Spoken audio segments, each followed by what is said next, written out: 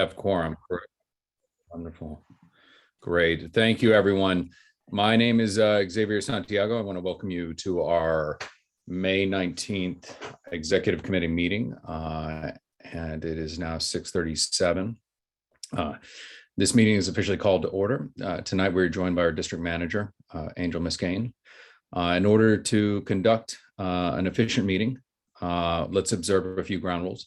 No one may speak until granted the floor. CB11 members, if you have questions about board business or wish to make a motion, please raise your hand through Zoom. If you click the participants icon, the participants panel should appear and you should find the raise hand function there. If you still have technical difficulty, you may click that chat icon and relay your difficulty. Members should not engage in a back and forth discussion. The chair will recognize the next person to speak. The chat function should not be used for CB11 business or questions about agenda topics. All such remarks should be made on the record by raising your hand through Zoom. Chat should only be used to alert us for any technical difficulties or to state in writing information that was already shared, like an email address or some announcement or information referring to that announcement. When a member is given the floor to speak, I will identify you and you can unmute yourself so that you can speak. Please keep your questions and comments succinct and germane to the discussion. Members of the public, okay, this is sorry. All right, now we will call the roll. Angel? Or no, actually, Giselle, are you able to call the roll? Yes, let me just pull up the attendance sheet. Hold on. All right, lovely. Standing by.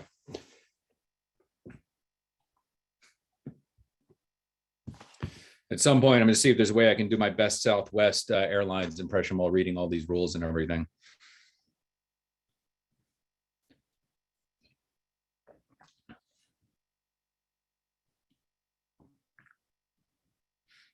Xavier, I have Angel, I have the full board, which would be everybody, but the executive alone, I don't have.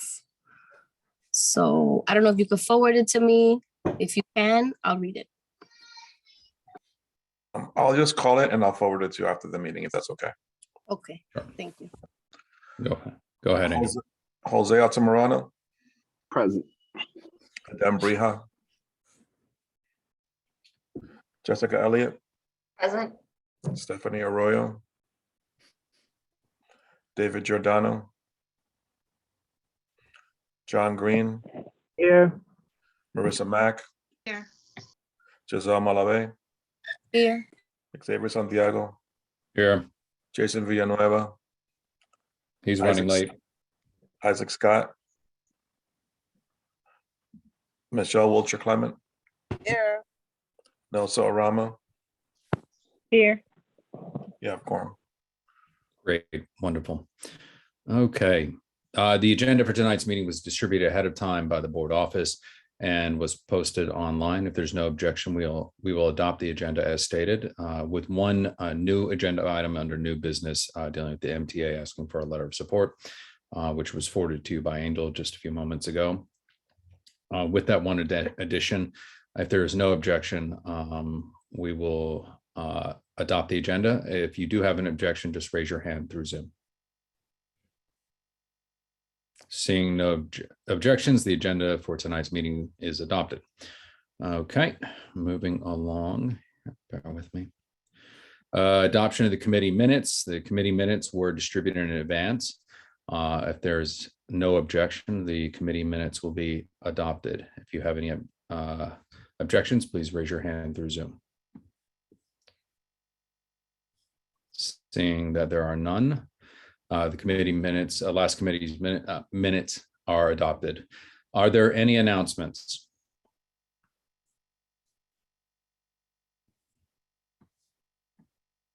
Okay, please raise your hand if you have an announcement.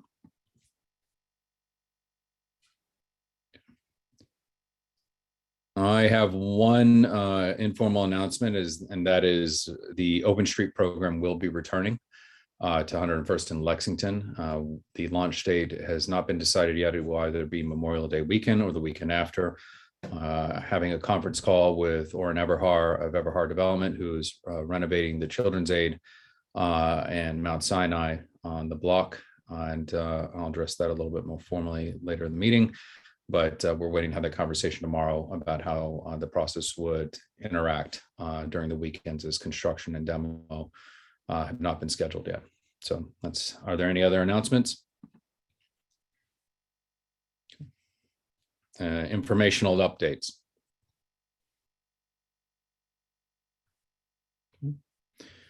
Seeing there are none. Okay. Next slide, please. Oh, sorry, Xavier, I have an announcement. Yes, go ahead. I had a hard time raising my hand. We're doing a walkthrough on 106th Street tomorrow with DOT. So anyone that's wants to join us, I just got the email from Lyles, so I forwarded it along. This should be interesting. We had a great walkthrough on 96th Street, which we did in the winter. And it'll be tomorrow at 3 p.m. Okay. Tomorrow at 3 p.m. Okay, let me write that down. I might be able to come join you. Sounds good. We're gonna start at 106th Street or First Avenue, and then we'll walk our way to 106th and First. Okay, brilliant. Hold on just a second. Okay, and First. Yes, Marissa, you are next. Do you have an announcement or informational update?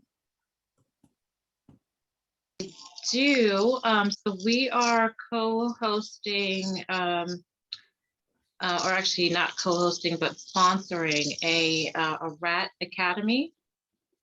This is tomorrow with the New York City Department of Health, Uptown Grand Central, Diana's office in Union Settlement, just to talk about, what's going on with rats, how you can kind of prevent them from going in certain places and just what's going on citywide.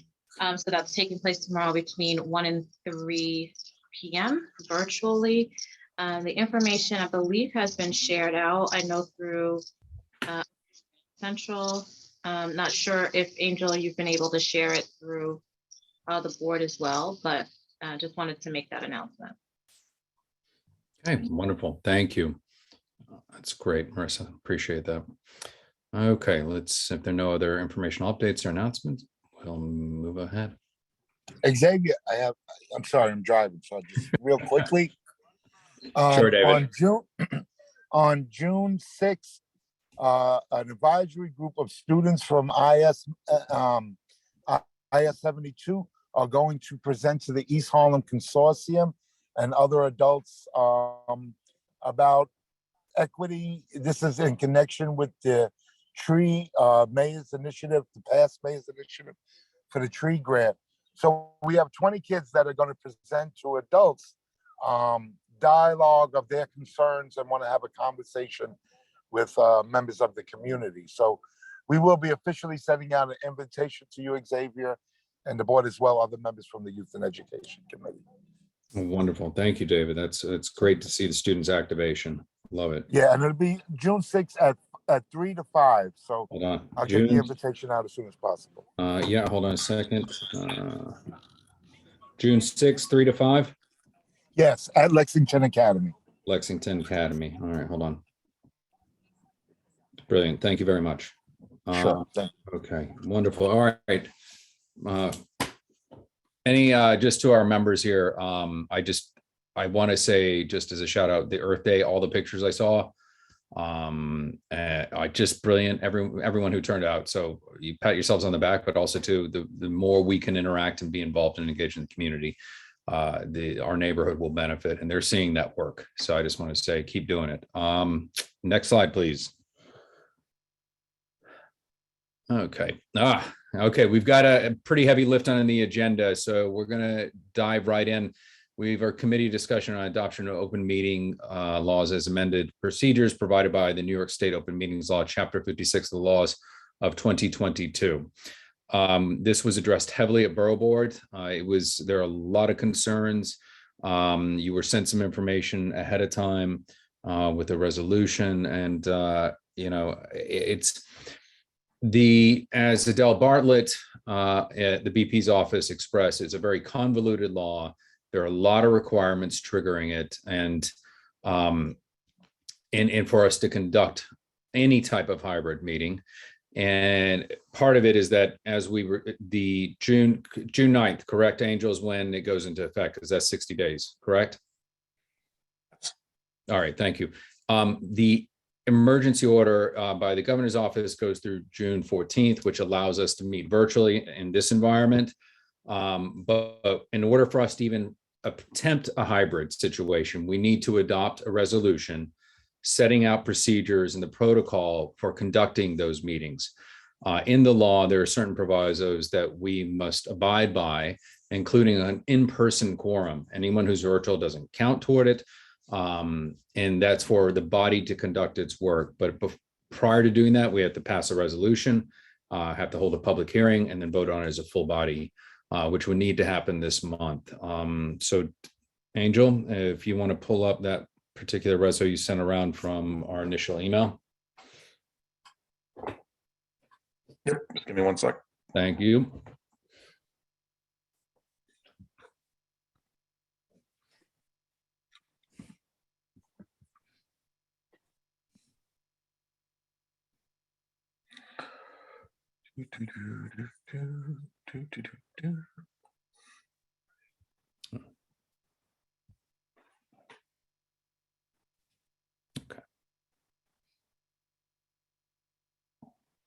Okay.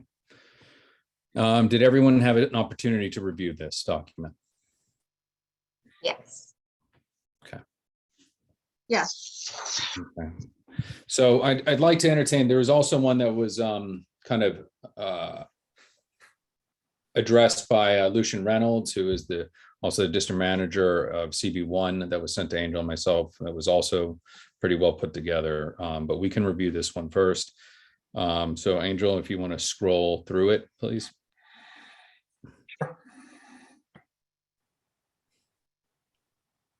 Just let me know when you want me to scroll down. Yeah, go to the, all right, so the whereas clause here just cites the open meetings law that was amended, and it goes down the second whereas where it talks about us as a public body. Yeah, thank you so much. Whoops. What? Sorry.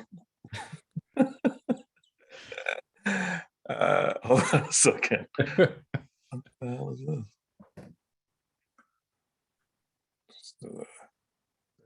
Shit. Oops. Take your time. Take your time. Oh, this thing's in the way. No, so while he pulls this back up, part of some of the issues that we have to face is that according to the law, we have to have an in-person quorum of it, period. And then the rest of the people can go hybrid. The reality is it's maintaining that access to board members and those bodies in the public view, if you will. So they're publicly present, you can see them. Once that quorum is met in person, then you would be afforded the rest of those members who have extraordinary circumstances. And they do cite what those extraordinary circumstances are. And if you can just scroll down, Angel, to please, which we'll address in a moment, great. Once those extraordinary circumstances, just so everyone's aware, and you see right here in 2A,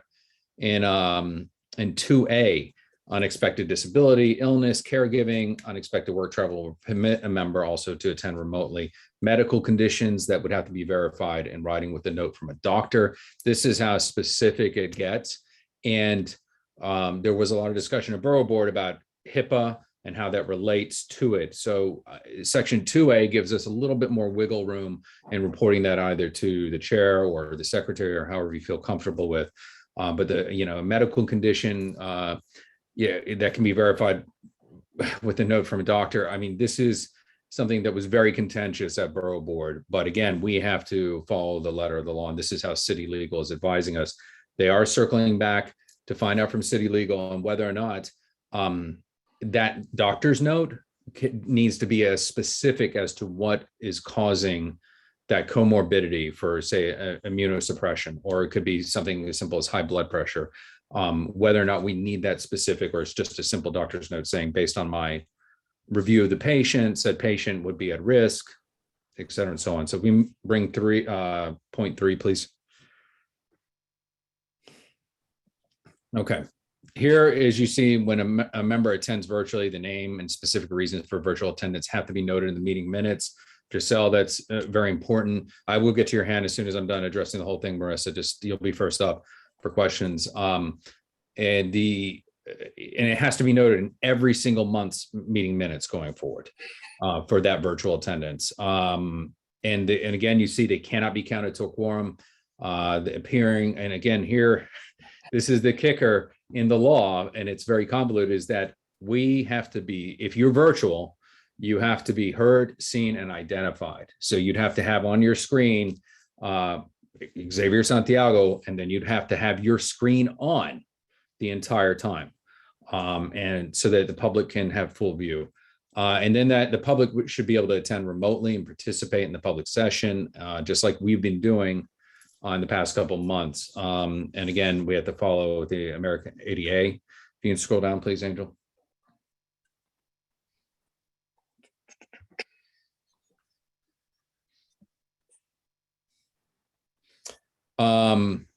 Okay, you have the listing. This addresses the listing, the physical location where the public can attend, provide information to how the public can participate virtually. Again, clarifying what our rules are going to be. Minutes of the meetings where there is a virtual participation must be posted within the same, like the set time period, and a transcript, which we haven't been required thus far to deal with the transcript. And also to, again, set forth the reason for justifying such virtual attendance. Bring 4 up, please.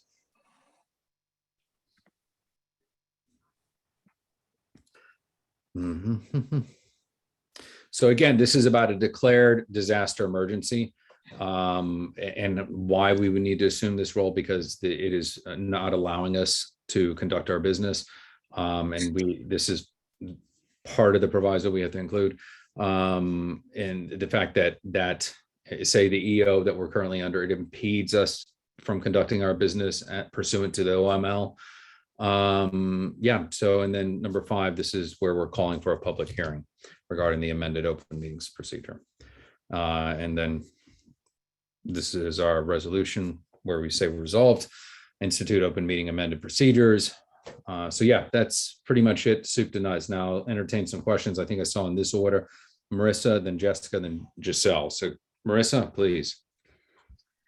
Yes, so thank you, Angel, for sharing this. Thank you, Xavier, for going over it. I did have a chance to look at it and just had a few questions as it relates to us being able to conduct business next year. So my first question and or comment is, currently right now, and maybe this is my committee specifically, I'm holding my breath every month to see if we have quorum virtually, where you can be anywhere in the world. So, you know, following up to that, my concern is, you know, I understand this was, we started out obviously having, you know, meetings in person, right? So this is nothing new for those of us that have been on the board for a while.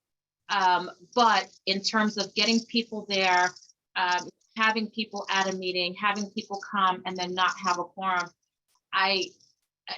even more so in person, I feel like this is a waste of, it can be a waste of time for people. And so I am concerned for us having a robust agenda and not being able to move forward because people don't show up. And then the people that are not showing up are not counted in quorum. So that's kind of like my first note and question as we're like thinking through this and what this means. The second, I guess, note that I have is I am actually just getting over COVID. I was sick for a couple of days and I tested negative until I was really bad, and then I tested positive. So if I am someone, you know, who I couldn't get a doctor's note, like I wasn't feeling good or whatever, am I still supposed to come to the meeting? And then I don't have a doctor's note. What do I do in that circumstance? And then again, that's going back to us having quorum, being able to conduct business, but I don't have a quote unquote doctor's note, right? Like I'm sick, but I ended up, and you know, thankfully the people that I were in contact with are okay, but I think I also gave them COVID. I didn't have a doctor's note. I was still around. I was still testing negative, but others got it around me. So just thinking of that as a potential scenario for us also, you know, just moving forward and saying you have to be in person because you don't have a doctor's note. And then 3, I just wanted to note that I think as chairs, we need a little bit more autonomy to move people off of our committee if they're not to come, especially now. You know, if we have to be in person and whatever we have to do, we need to be able to say, look, I don't know, every month, I don't know if you're gonna show, or I don't even hear from you sometimes. So I need to move you so that we can do business. And so I know that that's a discussion that we've been having, you know, what have you, but I think now that's something that also needs to be addressed if this issue of being in person is now being presented. So those are my 3 bullet points. Sorry, it's a lot together, but yeah, those are my feelings on this topic. Thank you very much, Marissa. I would say that in this particular, we'll table the attendance issue to section under presentations discussion under D, the committee discussion and board member attendance. And I think that we will pick that up there as it impacts all of our business, period. So yeah, and I think with this, I think it is a concern, and that was raised at Borough Board as well, about people are kicking and screaming just to get quorum virtually right now. So we are not alone in this. So Jessica, and then Giselle and Jose. Jessica. Thank you, Chair. Agree with Marissa's points. Also, in regards to this specific resolution, if we could scroll down to number 3. Please. Okay. So when it says member appearing virtually must at all times, blah, blah, blah, continually visible, is that absolutely necessary, or would it be possible to add like verbiage only when speaking? Because at least on a Zoom setting, I guess, I don't know, they wouldn't be seen the whole time unless they were speaking. So that's one point. And then just wondering if the borough president's office or there's any support or funding or assistance that's being provided for anything like this, plus additional things like translation or accessibility concerns. Okay, so I'll go in reverse order. Concerns about funding. This was also raised at Borough Board, and they are advocating for it right now in the budget process. So they understand, they empathize, and they identified where there are deficits, and they are currently batting for us at this point in time. As for the, and again, this was also raised at Borough Board, which I'm glad you're bringing up, is that if we were sitting at, I don't know, at any of our locations, Silverman, right? And we're all sitting there in the sections, the public would be able to see us and hear us when we would speak at all times, unless we left to go to the restroom, for example. And so with the crafting of the law, that city legal is taking the interpretation that is the intent, and that when you're virtual, you're on screen the entire time. And I apologize because I didn't know my camera was off when I first started. So that's where I was. But in any event, yeah, so that's what was expressed during Borough Board as well, is that was the interpretation and the intent upon that provision of the law. So yeah, but I don't disagree, but that's just where the way they explained it. Giselle? Yes, I have similar sentiments to what Marissa had said. In 3C, it says that you have to be able to be heard. So does the person have to have their microphone on as well as the camera? And then I know that sometimes people can run to like CVS and get like a COVID test, in a package. So if you're not able to get a doctor's note, at least, a proof that you are positive somehow with like a picture of a test, kind of like how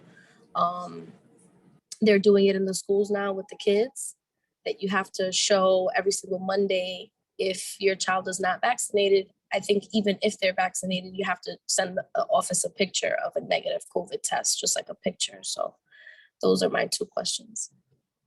So with. I don't know if that's true, Xavier. Schools what? don't require that. I'm No, sorry. I didn't, so I don't know about all schools. I know that some do. If there's an exposure.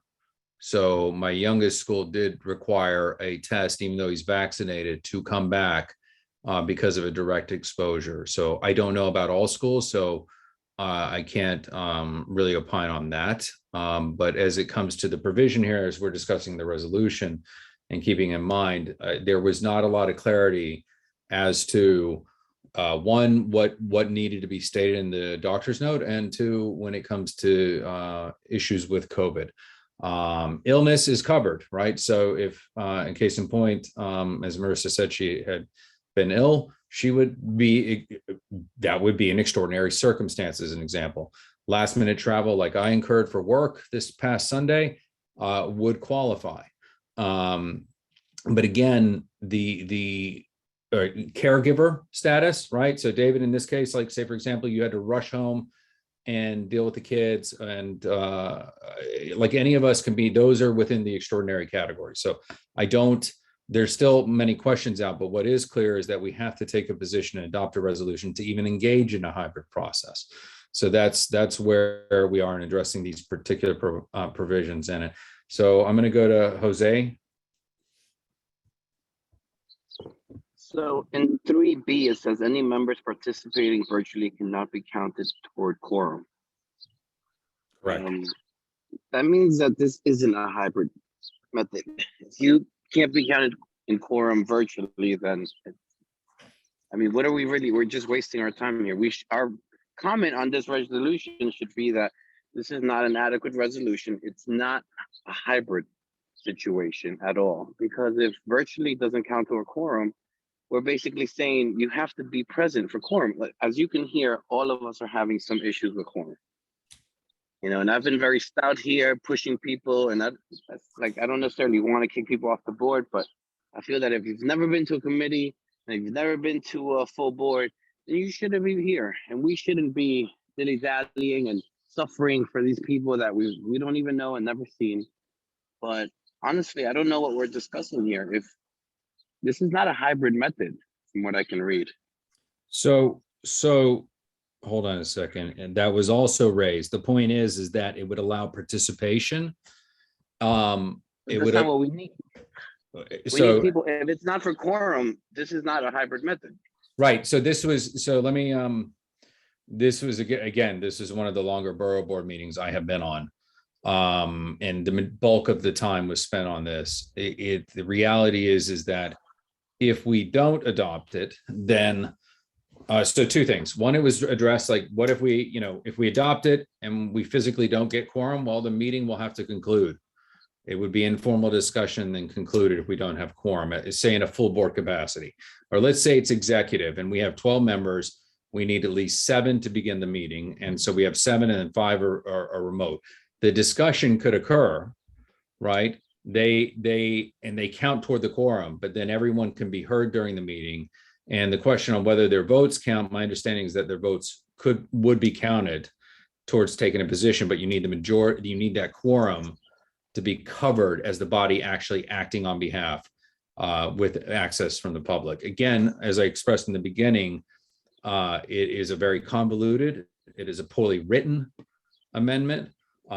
This has been acknowledged by city legal and and Adele noted it this morning as well. But otherwise, by June 9th, we would have to go in person, period, with all of our committees and all of our boards, unless the executive order is in place. So this just allows us to at least adopt a hybrid position. So, and I don't disagree with you. I'm just explaining the process. I understand and I appreciate it, but honestly, accepting it as it is going to be very dangerous for us, because most people will be like, well, everyone else will go, I'll do it virtually.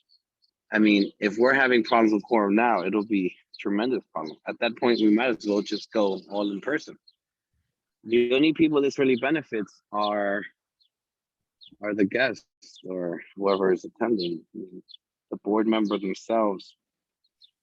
I don't see, as a committee chair, I'm going to have a lot of issues because I'll have to. What will I do? A raffle with my group, and I'll be like, oh, who has to show up this month for quorum, and I'll have to do some kind of very extravagant, attendance. So I just don't know if it's so beneficial. I don't see the benefit to it. I hear you, and again, this was echoed. But what it does is by adopting this, it allows people who say are immunosuppressed or immunocompromised. It allows those that, for example, have disabilities Now- and physically can't attend for whatever So reason. here's my next question, Xavier. So that Mhm. person that has an issue with their immune system, do they count to a quorum if they're virtual? As per the law, they do not count toward quorum, but they do count toward participation and engagement. And this is, again, something that was taken issue with. And, but again, if we don't adopt something and come June 14th, when it expires, we're back in person, full stop. There's no opportunity for anyone to participate unless they turn up. Most of the other boards have adopted a resolution allowing them to meet, including CB1. 9 is bringing theirs for a vote, but it already passed through committee. Barry sent around his, and it was much more fleshed out and a lot of extraneous stuff that doesn't impact us for several years. So I'm gonna move things along just real quick. Jessica and then Michelle. I don't know who had their hand up. I'll let Michelle go first. She hasn't spoken yet. Okay, thank you. I have been getting kicked off a lot, so I have to turn my video off. I can see why the whole process of becoming in person and wanting to have a hybrid, but to have people engaging in conversation. However, I think it's so limiting, and I understand that we need to adopt something so that we don't have this all of a sudden everybody has to be in person. But right now numbers are rising, and the whole process of not being able to be in person sometime soon in a large gathering or being mass and everything going backwards, it seems almost that we are spending so much time on something that we won't even be able to do in June. That is what's going to happen. I mean, are we going to push back again to July? September, whenever, when the numbers keep going up? What's going to happen? So, and I appreciate that. And this was also raised. The issue is, so two things. One, the emergency order from Governor Hochul expires June 14th. The mayor, because again, the law allows for either the municipality or the state to extend the EO and which allows us to meet in this space virtually. And that is, the thing is they keep punting month to month to month, which is why we are here and why during the budget negotiations, they amended the New York State open meetings law to allow this hybrid and situation, right? So this is the issue, this is from the state level. State oversees the open meetings law aspect of it, and we as part of the city charter have to fall in line with that. So I think that's the larger issue. So in order for us to even consider a hybrid model, we have to adopt a resolution on how we will conduct ourselves. So I'll take Jessica and then Jose, and then I'm going to ask Angel if he could kindly pull up Community Board 1's resolution. You can see the difference. It's a little bit more fleshed out, a little bit more exacting. But again, the recommendation before this committee is we will have to adopt something. Otherwise, we go right back to in-person. So that's the reality. And I don't disagree with you, Michelle, at all. I'm actually 110%. It's like cases are going up. Why are we, not staying in a virtual environment? At some point, we will have to pull the Band-Aid when cases come down. But I think this is I would look at it as kind of a baby step process. And unfortunately, like I said at the beginning, it was not a well-crafted amendment to OML. So Jessica, then Jose. Thanks, Chair. I just wanted to say I agreed with Jose because I just don't think there's any harm in adding, some sort of language at the end saying, these aren't adequate and or serve the realities of the current environment, and that we're adapting to continue discussion in the process, just to make that clear. I don't know if you agree. So I think that if we did, that would have to go into a whereas clause before we jump in. Prior to that, whereas that, the ongoing blah, blah, blah, blah, punting of the EOs is not, recognizing the reality of COVID, that would probably go in there. Whereas they amended the law, whereas this is how we can participate. That typically would be the better way to approach it. But yes, we could include that. So Jose, real quick, and then I'm going to ask Angel to pull up CB1. No, I mean, I vented already, so I thought I'd just make a motion so we can kind of move All right, forward. Before we do, I'd just like us to look at CB1's one, please. Let's do it. Yes. Showing on my screen, can you guys see CB1s on your? No. Is it still just showing the old thing? Yes, it's still showing the. All right, I'm going to stop and then try it again. Word. Well, now. There we go. All All right. So here you have Community Board 1. They're going to be having theirs coming up. And you see the first, again, the same whereas clause referencing OML. Then we scroll down, addressing the public body and allowing to view, listen, and so scroll down, please. The in-person attendance requirements will not apply during the declared disaster emergency. By the state or city, the board determines that meeting. Again, the same thing, just expressed in a more concise way. Scroll down, please. Whereas the executive order extends the state of emergency, right? So right there, and as the dangerous conditions related to COVID-19 pandemic have not yet abated. So to Jessica Elliott's point, that would be an opportunity to put that in there.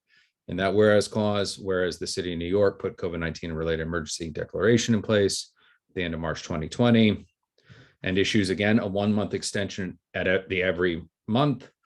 Given the current BA2, CB1 has held a public hearing on May 24th, so we would be holding ours next Tuesday. Therefore, scroll down.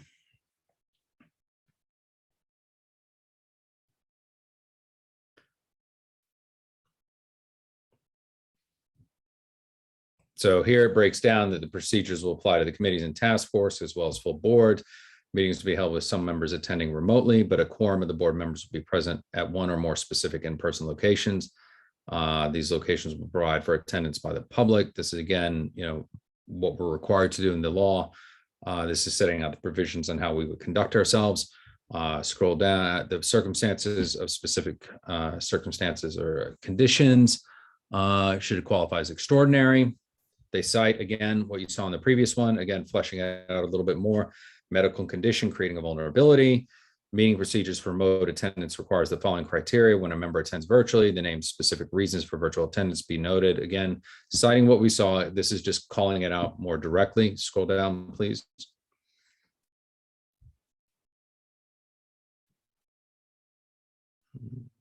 Keep going to A, please. Again, calling out, because we're required to by the law, any participating member appearing virtually must at all times be able to be heard, seen, and identified. Public will be able to attend remotely and participate in the public session. Same with the ADA compliance. Notice of meetings. You scroll down past E. Okay. So again, stating where the meetings will be held. And again, they're referencing that it's working to build on Manhattan Community Boards 6, 4, 11, and 3. So scroll down, and we'll soon be adding others. Again, this calls for the minutes being called out. Be it further resolved, dangerous condition, the executive order 11.6. of 5/16/22 require Manhattan Community Board 1 or 11 in this case to meet remotely. So again, this is, and to be it further resolved, the state of emergency. So again, so this is a little bit more fleshed out as a version. I think if we, Angel, would you like to speak on any of this? Not really. It's quite confusing. Sorry about the scrolling, words acting up. So yeah, I understand everyone. Well, I should be on camera, right? That's this theory. I understand everyone's hesitation and concerns about going back to in person and doing the hybrid and getting attendance, like 1,000%. But just to reiterate what Xavier was saying before, but for action from the mayor and or governor, right now what we have before us is the current rule that's allowing us to meet remote is going to lapse. And if we want to meet after the 14th of June, we have to, if we want to meet not fully, if we want to have an option other than meeting fully in person, we have to implement something, irrespective of our reservations and concerns, which are plentiful and I think we all share. But that's just the deal. Otherwise, we just go back to fully in person, period, full stop.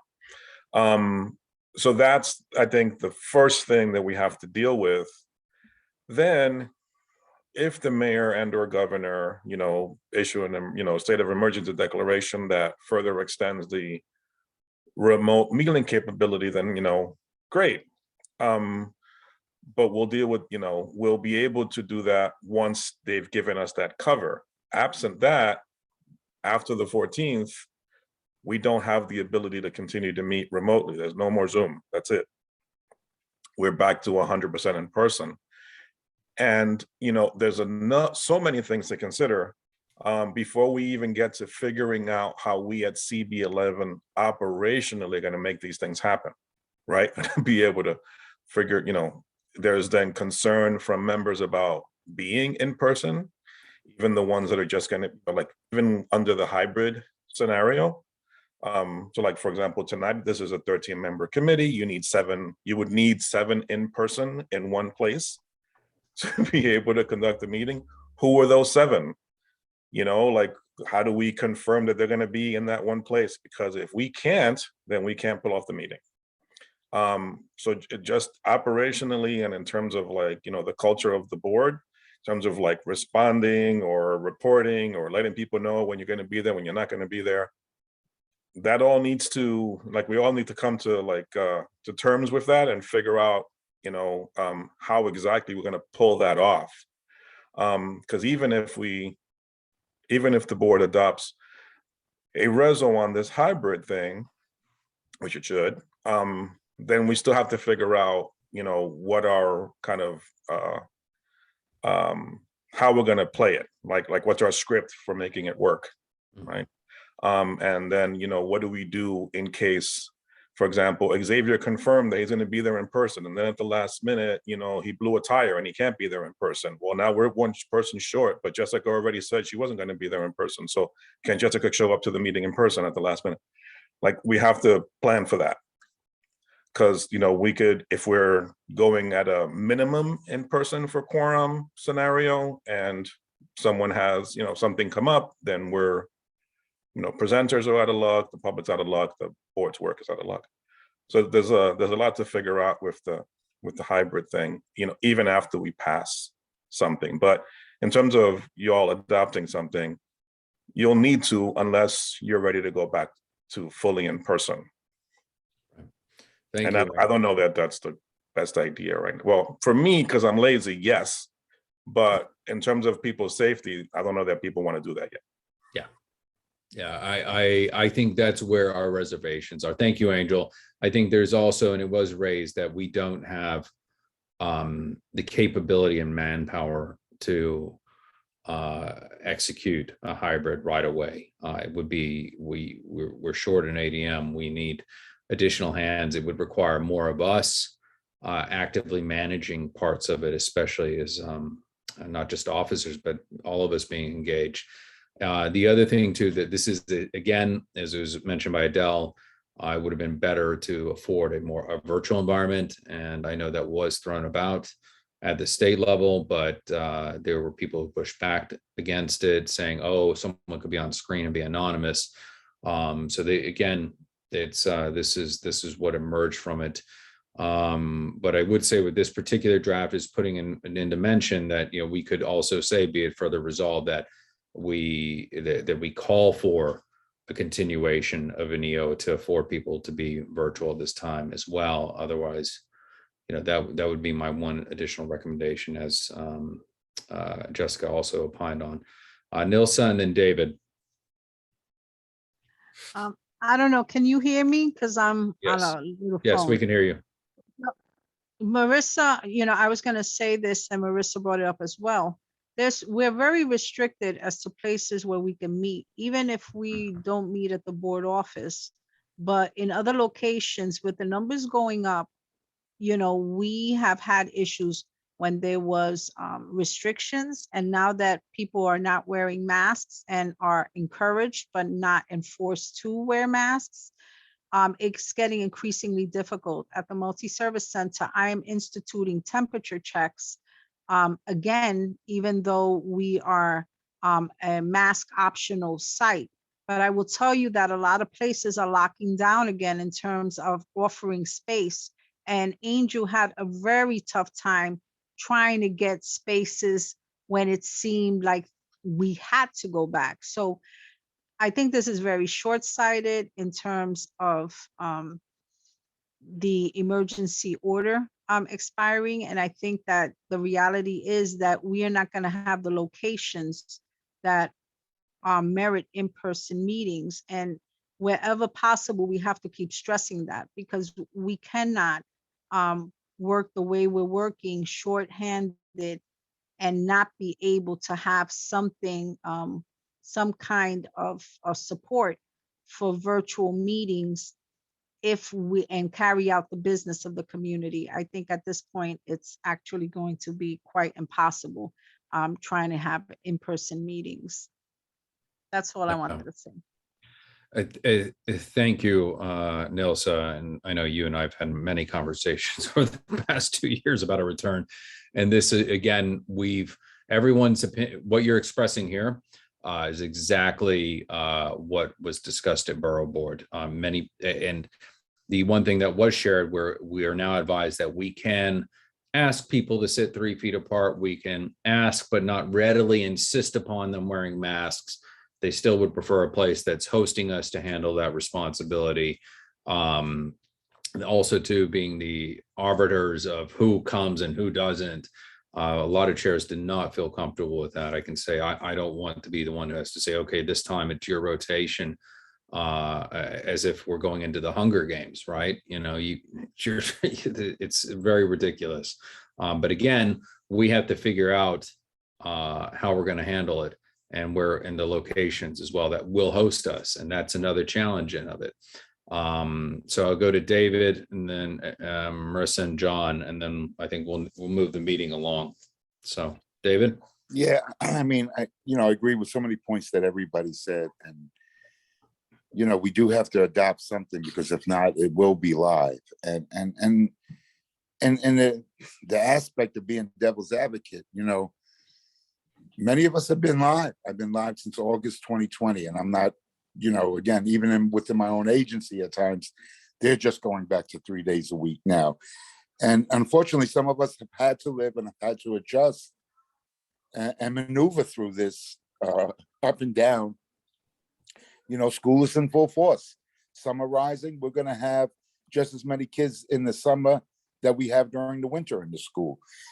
And I think, although cases are going up, society's basically saying we're going to have to live with this and adjust to it. And I would suggest we adopt the resolution so that we can at least have some formation.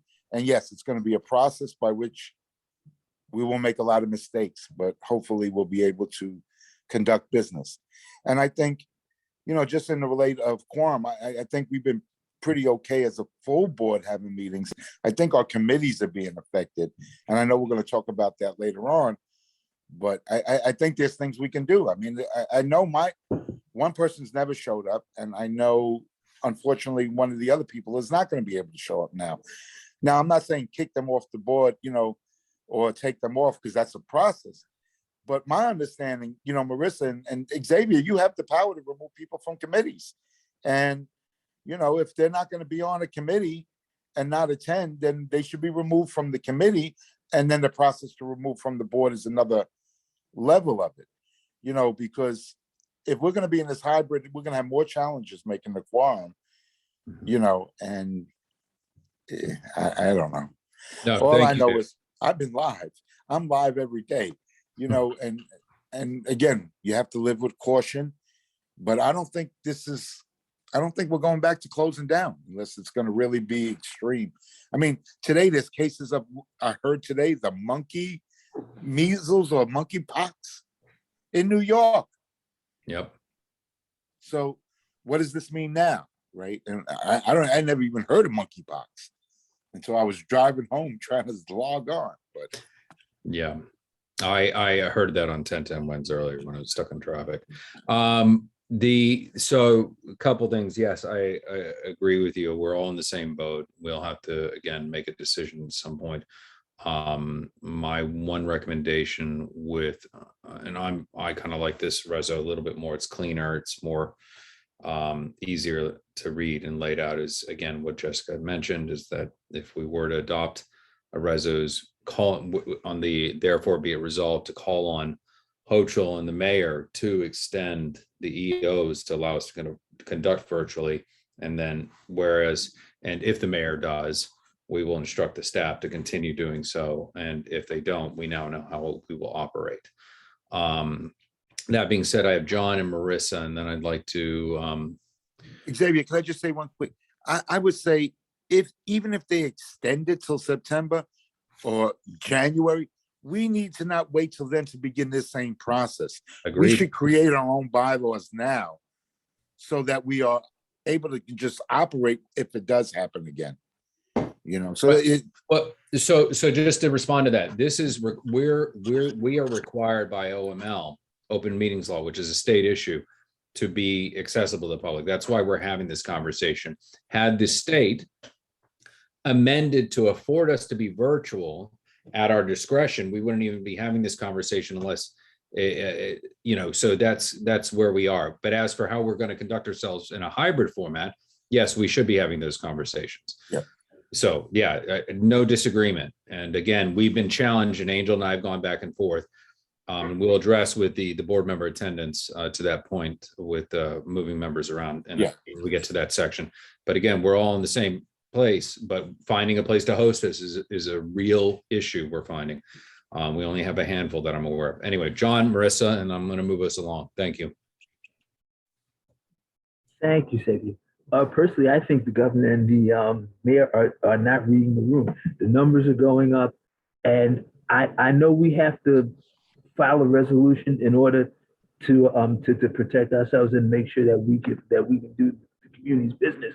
But the thing is that even with all that, I have a strange feeling that all this is going to be taken out of our hands anyway, because if the numbers keep going up through the warm months, the thing is that when it gets cold again next year, the thing is that they're really going to go up. So the thing is, we're going to be stuck in virtual anyway. I understand that we do have to pass a resolution, but the thing is that and it's good to have it in place. But the thing is that as Nelson said a few minutes ago, finding venues for full board. I remember the problems that Angel, Marlene, and Carly had last fall, getting places for us to meet, and and for them that was a nightmare. But the thing is that, I just think that it's going to be taken out of our hands anyway, because if these numbers keep going up, we're going to be right back where we were 6 months ago. Yeah, I don't disagree with you, John. So we're Marissa.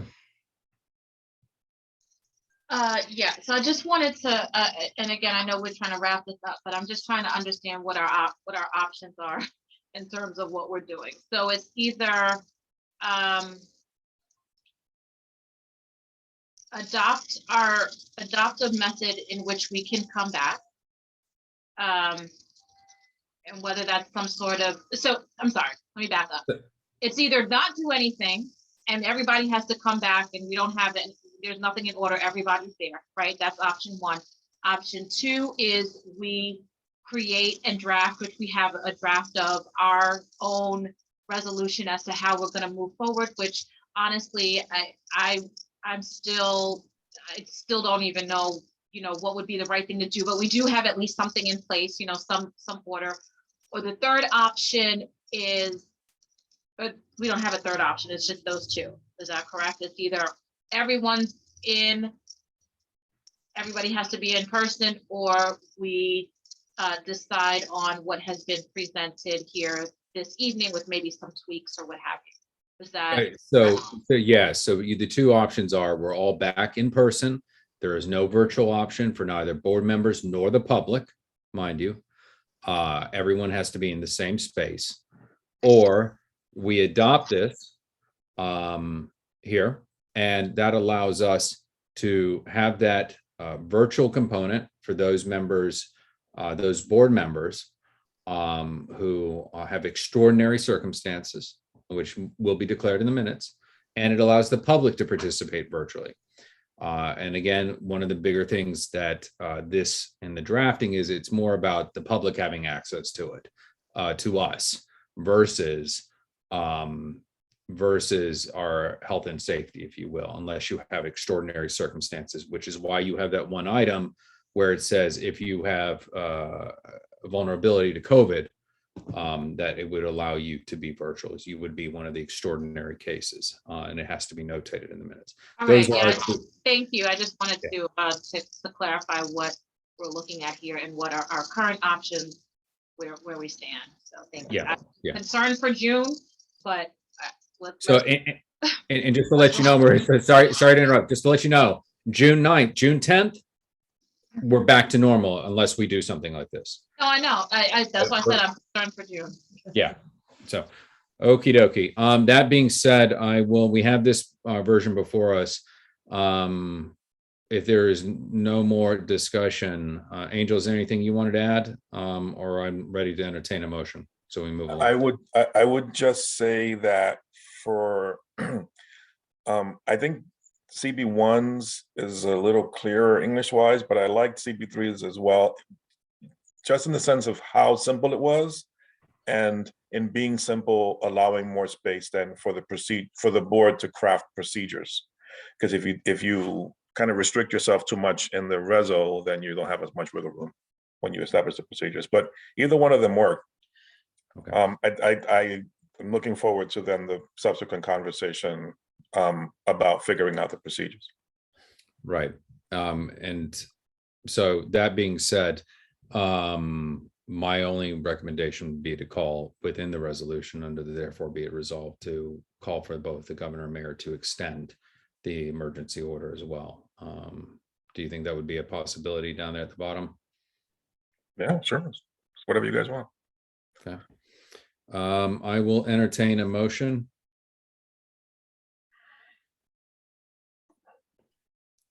Now this is CB1s. Do we want to entertain this as a boilerplate or CB3s? I honestly haven't had time to really, it takes me a minute to digest. Okay, Michelle? Honestly. So. I prefer CB1s. I think it's more clear, and I like that it has the be it resolved portion at the end, which would include for the state of emergency, as well as the specifically calling out COVID-19 related state of emergency. Okay. Jessica? I prefer CB1s as well. Okay, so I will entertain a motion then. Michelle, or no? Yes. Yes. Yes, I would like to make a motion to adopt CB1's issued motion and have it as ours to incorporate into ours. Does that? Are those You would like to adopt the language from CB1's resolution as our own. The as language. CB11. Okay. Is there a second? I'll second it, Adam. Adem, second it. Please, does Giselle have the new tally sheet for calling the? Yes. Okay, go ahead.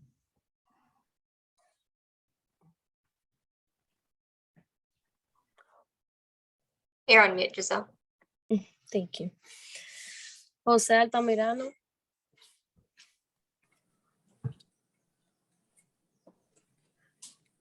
Arroyo Stephanie.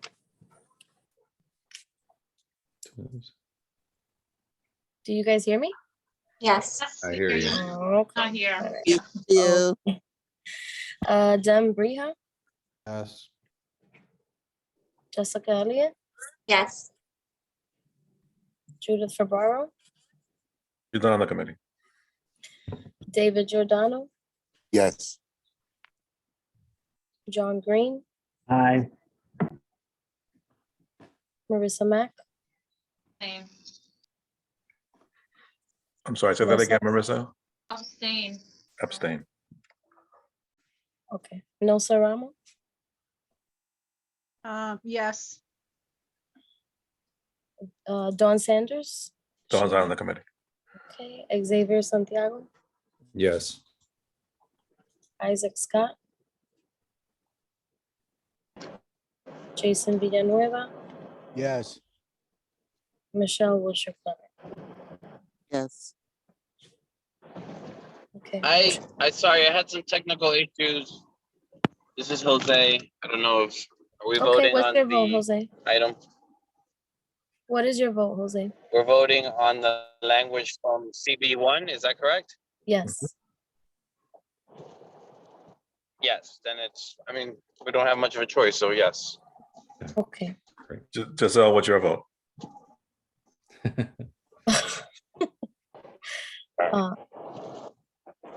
Very unhappy. Yes. I'll abstain. Okay. Motion passes. Okay.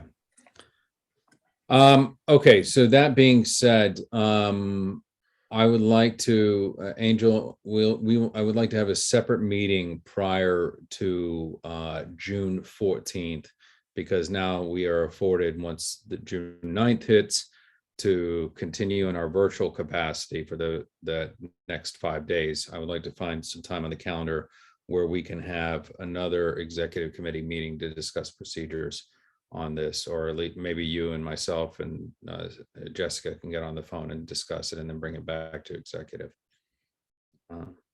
You're muted.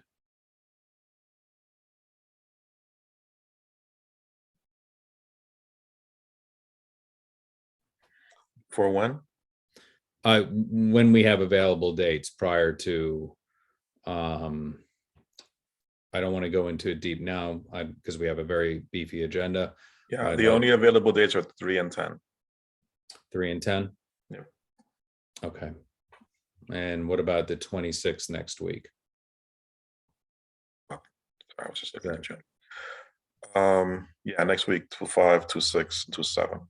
Okay, everyone, check your calendars for 2/5, 2/6, June 3rd and June 10th. If no one is opposed, we could even do and if it works for your schedules, doing a lunchtime meeting like we did that one other time, virtually, like a 12 to 1, if that would work. Please check your calendars and circle back to our email group for executive committee, please. Okay. Let's go on to our next agenda item, please. Committee discussion regarding the formation of Second Avenue Subway Task Force for Phase 2.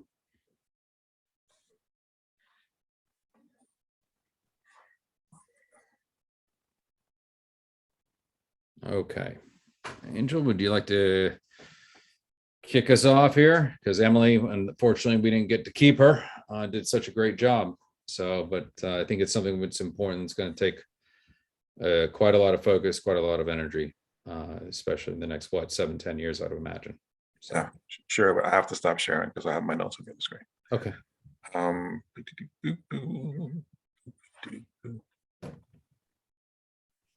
Yeah.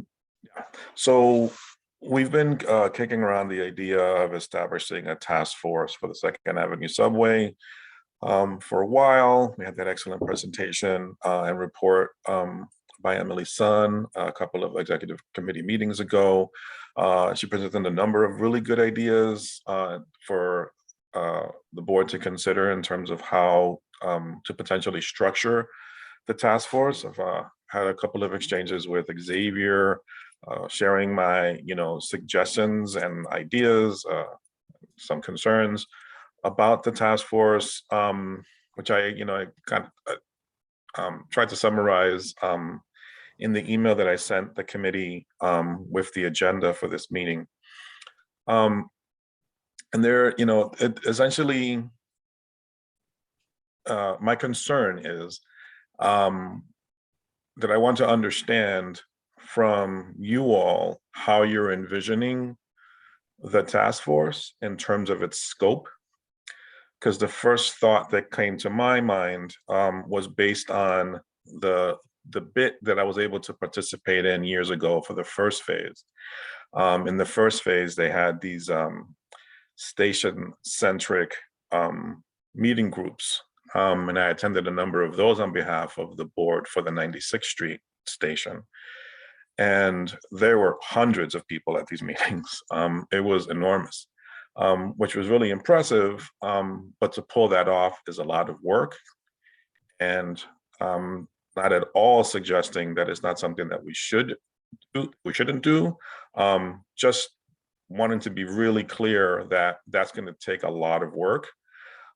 If we're going to pursue something of a very, very large scope, very broad and deep, and a long-term commitment, we all have to be on the same page. And if you all are thinking of something with a different scope, a smaller scope, then that's fine too. But I thought, I said to Xavier that, I think the first thing before any meetings are held or people are appointed or any of that jazz, that you all have a conversation and come to an agreement on just exactly how you're seeing it, or how you see it, how you all think it should be structured, what its full scope and breadth should be, before we start committing to anything. Because I don't want to assume anything on your behalf. The other thing that I shared with Xavier was that the most recent experience that I've had with, putting together, a large, community organizing kind of effort was the neighborhood plan back in 2016. And that was a lot. That was a whole additional job, like for real, on the whole full-time job in addition to what I already had. And the rest of the staff, frankly, all of us were, just cranking. I think this is going to be way bigger than that. That's my thought, but maybe I'm off. If other, I actually am quite eager to hear from you all what you're thinking and what you're going to commit to. When we did the neighborhood plan, frankly, the participation from the board membership was limited. And despite lots of outreach, lots of attempts, and then that ended up falling on just a few people that were showing up. It's better if more people are participating, like a lot better, in terms of, maximizing people's capacity, getting the broadest viewpoints and the broadest, set of inputs. The project is just better that way. From what Emily sketched out, she's gonna, I should open it up. But she was envisioning the board, BP, and the council members' offices as like the project leads. And those three entities helping to organize and fill in the rest of the body. Let me get this up.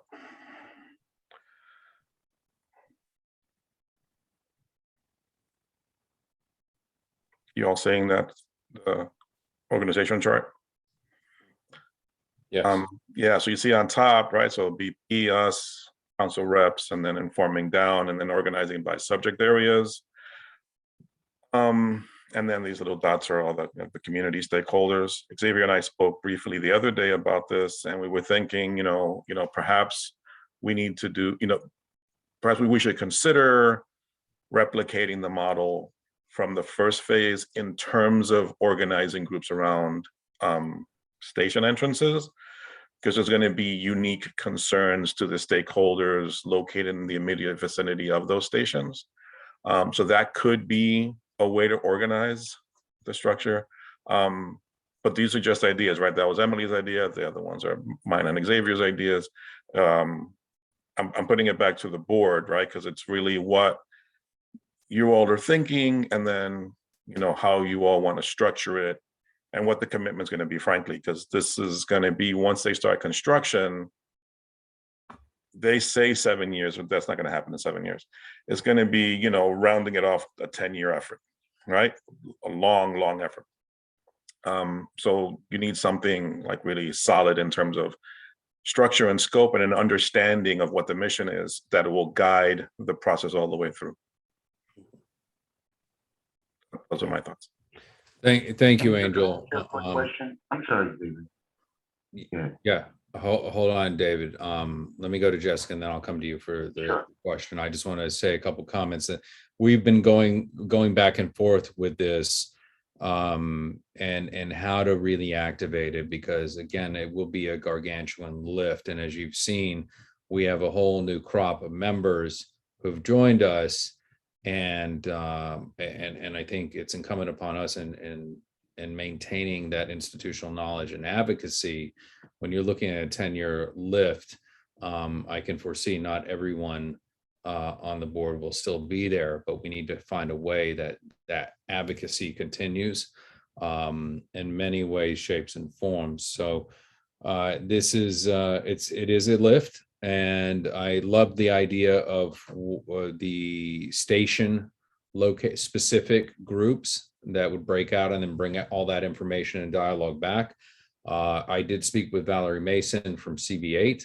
She is offered to help in any way that she can. She oversaw phase 1 with CB8, and we spent about 45 minutes on the phone. It was a wealth of knowledge, and so definitely would encourage bringing her. But I'd like to hear from you all now. I'll go to Jessica, then David. Thank you, Chair. I know, Angel, you have a lot on your plate, and I'm wondering if it would be best to postpone this procedure until after we hire an ADM. And then I agree. I think Emily's presentation was fantastic. I loved the way she structured her, ideas about how we should structure the task force. And I think it's a big lift, but it's important. It's such a complex thing to keep tabs on it. Otherwise, they're just going to do whatever they want. And there's a lot of information to hold on that. And Xavier's point about institutional knowledge is really important. So, we had the example of the MTA auxiliary structure. They didn't really give us a whole lot of information. And we need to push, for all the information we can get up front so we can start, making plans and understanding what the impacts are going to be. But we can also, I think, delegate to other city agencies in the Manhattan Borough President's Office. We don't have to do all of the work. I think for the CAG, for DSNY, they handle all of that organizationally, and we can politely ask them to do that if that's an option. That's it. Okay, thank you, Jessica. David, and then Marissa. Yeah, so I was part of some of those meetings that Angel and I did nowhere near the work as a few board members did, and it was still a lot of work. And attending meetings, getting people there, having youth representatives. But I would say, Jessica, the longer we wait, the more work it's going to be, and once we hit summer, if we don't begin this process now, we're not going to begin it for months. And what I've learned with city agencies, if we don't take positions, they keep moving right along as if it doesn't matter. And we saw some of that as when they came and spoke to us about infill. And when we as a community, we as a board, 90% of us, and George was in Angel's position at that time. And Angel, you was with us at that time as well, right, I believe? And it was the one opportunity to really make sure that we had a voice. And that was one situation where we blew it by not allowing the real agenda to be heard. It became who shouted the loudest. And in this particular situation, it is a lot of work. And as Angel said, it extends, and Xavier commented over 10 years, and a lot of the people will not maybe be here. We need to have it together. And I don't know. So my question was, right, to Angel, and Xavier, you kind of answered it, is, you know, why don't we meet with representatives from District 8? Did they have a committee? What was their committee? Because I know somebody lived on 94th, you know, between 2nd Avenue and 3rd, and they lived through that madness. And it wasn't a comfortable thing. It affects businesses, you know, and so I don't know. I guess we got to do it, right, Angel? Right, Xavier? We don't have to do anything. We don't Yeah, have right. to, but then the just rewards come. Right. There's nothing that precludes us from having an exploratory conversation with a select member, a few of us here on this committee, and maybe speaking with, getting on the phone or a Zoom call with Valerie Mason, who went through that process. And I think that may help if we have a handful of volunteers who just want to discuss it, or we could ask her to come in to present in June. That is also an option. So I'm not opposed to that, but I think time is of the essence, and for us to mobilize, because I can't recall when the ground break is supposed to be, but I thought it was in the fall. Are you aware of any date just yet, Angel? Or are you? I'm not aware of a date. If they want to like respond to a couple of things that David and Jessica said. Yeah, sure. Please. So in terms of like right now, I think you should start right now at the very least, figuring out what structure makes sense. And that's before you've had any meetings, right? Like, you know, what types of bodies, what kind of organizations, you know, who are the key stakeholders, who are secondary stakeholders. That could all be done now, right? And then that will lay the groundwork then for when you are getting in person and getting people at the table and the rest of that. And Jessica's absolutely right. The idea, you know, is not that the community board do this completely alone, but the community board absolutely has to lead, right? Because if the community board does not do it, there's no one else that's going to just throw this together. The borough president has the entire borough to deal with, and you know, the council members have their own districts, right? It's on, you know, community boards, unless there's a civic organization in the district that's going to throw it together. I don't see that happening. So I think the board needs to, you know, organize, you know, like figure out how it's, you know, how it's going to suggest that it be organized. And then as other stakeholders start committing to it, include, you know, then, you know, things can shift, they can move around, they could expand, they could grow, they could improve, whatever. But like, figuring out what, like, you know, step one is, you know, what are the topics, you know, what's the structure, that is something you all should, you know, try to do as soon as possible before that project does start going, because whether it's in a week or a month or a year, once it starts going, it's, you know, super fast, and then the impacts are, you know, wild. Yeah. Thank you, Angel. And just to express, is a couple of the lessons learned by CB8 were the noise, the vibrations, the dust. They did learn a lot, the MTA, from phase one. They brought in special machines to help filter the air, help reduce noise, but they did observe impacts to surrounding buildings, even an avenue away, such as foundation issues that would arise, or little cracks here and there. And so there's in addition to all the other environmental impacts and transportation related and housing. So I'm going to go through before Marissa, Nilsson, and Michelle. So actually, Angel mentioned a couple things that I also wanted to say in regards to this, and for us to uh, somewhat move forward, even if we, are still just trying to figuring out, we can't not do anything. Right, like we have to do something. This is coming, this is impacting us on a number of different levels. So I think that we need to, at least we have a blueprint here, somewhat, in regards to how we can structure this and what we can do. But to do a stakeholder map, that's something that can be done now, right? We don't have to wait for that. I would also say, for us collectively, yes, this is going to be a long project, right? And so, I don't think everyone's going to be on for the time that it's going to be 8, 10 years, what have you. But for us that are chairs, to identify people that may want to do more, that are not chairs or co-chairs that want to step up. And that may be exactly, that may be a great way to at least get things going, right? So like I've identified someone through Echo Dev that's been raising their hand a lot, and is on board to be a part of this, and a representative for Echo Dev in some way. So I think that for us to at least start saying, this is what we can do, how we're going to break it up, whether it's the different stations, which is a great idea, or whether it's topic, individuals that are looking at it from a public safety, from a small business, from a jobs aspect, we break it up that way, and then have smaller committees broken up on issues.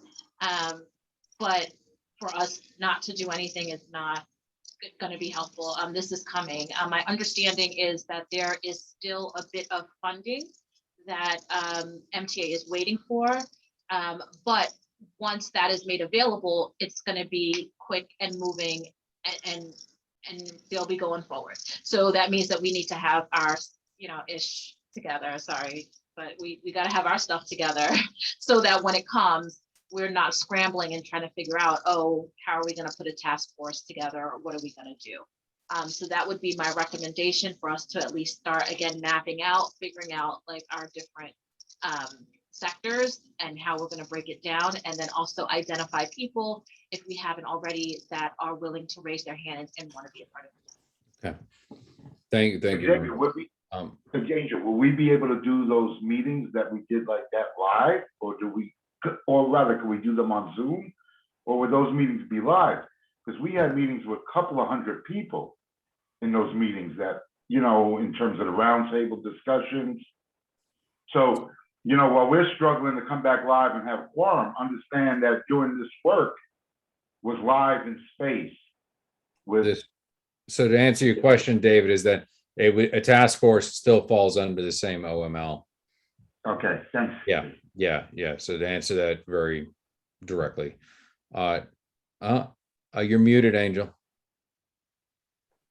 Depending how you structure it. Yeah. If it's a CB11 task force, then yes. But if it's a task force that's going to be including outside entities, then not. Then you're not subject to OML. So what about a working group then? So it's not so much the title; it's the composition. Okay. Yeah. Thank you for. Mhm. So if you had, like, you organized this, like, for example, like the steering committee on the neighborhood plan, that wasn't subject to OML.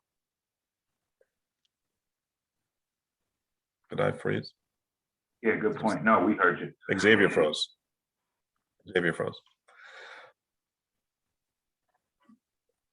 I'm just wondering, because part of that was bringing people together. We had community voices heard, doing outreach. Yeah. There was Right. a lot of entities involved. Yeah. And Angel, I understand how big it was because I saw it. I don't know if everybody else understands how big this really is, in addition to everything else we do. Yeah. But so certainly, but then, like, there were stakeholders that were really, like, not just stakeholders, but members of that steering committee that were made up of community stakeholders, right? So there was Ascendant, there was Hope, there was Fight Back, there was CBH, a bunch of those, organizations that are around, should be part of this, of course, right? And then they all have their own capacities and they'll help to move the thing along. I'm saying for us, we kind of set it up initially and then start inviting people to the party and then it starts to grow. So sorry about that. Zoom crashed on me. So perhaps we should explore a steering committee, organization, so that allows us to continue to work in the event that we don't have an extension of the EO, and we can continue to do our work regardless. And I think that would help people feel more comfortable and engaging too, not just our board members, but others from outside groups. So it's something to consider. I'm going to go to Nilsa and then Jason. Hello, I agree with everything. I was gonna make a couple of points that Angel made and a couple of points that Marissa made. So I'm not gonna reiterate those points, but it's like anything, right? We've put together task force is at the multi-service center. And one of the things we do is almost strategic planning before we put the task force together. And so my question is, this is a really great slide in terms of planning this. Is the executive committee going to be the one that's going to be the lead under you, Chair, in order to help identify not only community partners, but community members and just the general community, so that we know what will be the sizes of these task force, what are the questions, and on and on and on. Because something like this can get away from you very quickly. We're talking about it being several years down the line, but you don't necessarily have to lose institutional knowledge. If we document the way we should, and it's on our website and we engage, we don't lose institutional knowledge. And actually making sure that the people that we put on the board on these task forces will actually do the work, because everyone falls in love with an idea. But sometimes it's very hard to engage members of this board to do the heavy lifting. And I agree with Angel. A few are the ones that carry it forward. And it should not be just because you're competent that you're the one that gets to do the work. We need to figure out a way that everyone understands that this is a project that you have to be invested in. And so we have to actually think about even the sheer numbers of who's making up what, because you don't want this to get away from us, because this is too important. Mm-hmm. Thank you, Nelson. Those are great notes, and I appreciate that. To answer your question, part of that conversation is asking you as committee members. Angel and I have had discussions about this. We've seen the presentation from Emily's son, but part of this is to get feedback on the viewpoints of our board leadership. So that is very helpful and insight. So Jason. Hi, everybody. Yeah, I kind of rambled a little bit on the chat, so I'll bring it. So it's a project, so we need to manage the project, right? So we're in an initiation phase. Is the first time we're talking about it. We had an idea when Emily presented it, something that's in everybody's head, because we're well aware of how this transportation installation is going to affect the various committees across the board. So I do agree that a task force is not a maybe, or it needs to be pushed off per se, like forming it. I understand we need to think of some time of strategically how to put it together, but I do agree, like everybody else's sentiment, Emily pretty much initiated, right? So the benefit now is we get to plan and we get to sit there and say and fill in some of these blanks. Like, we're talking about a state federally funded government / private entity. And it's in our interest to have all elected officials that represent this district in some way, shape, or form involved. It's good for us to know who's on the committees for transportation to build some of those relationships. And a lot of that, obviously, the task force will start engaging in.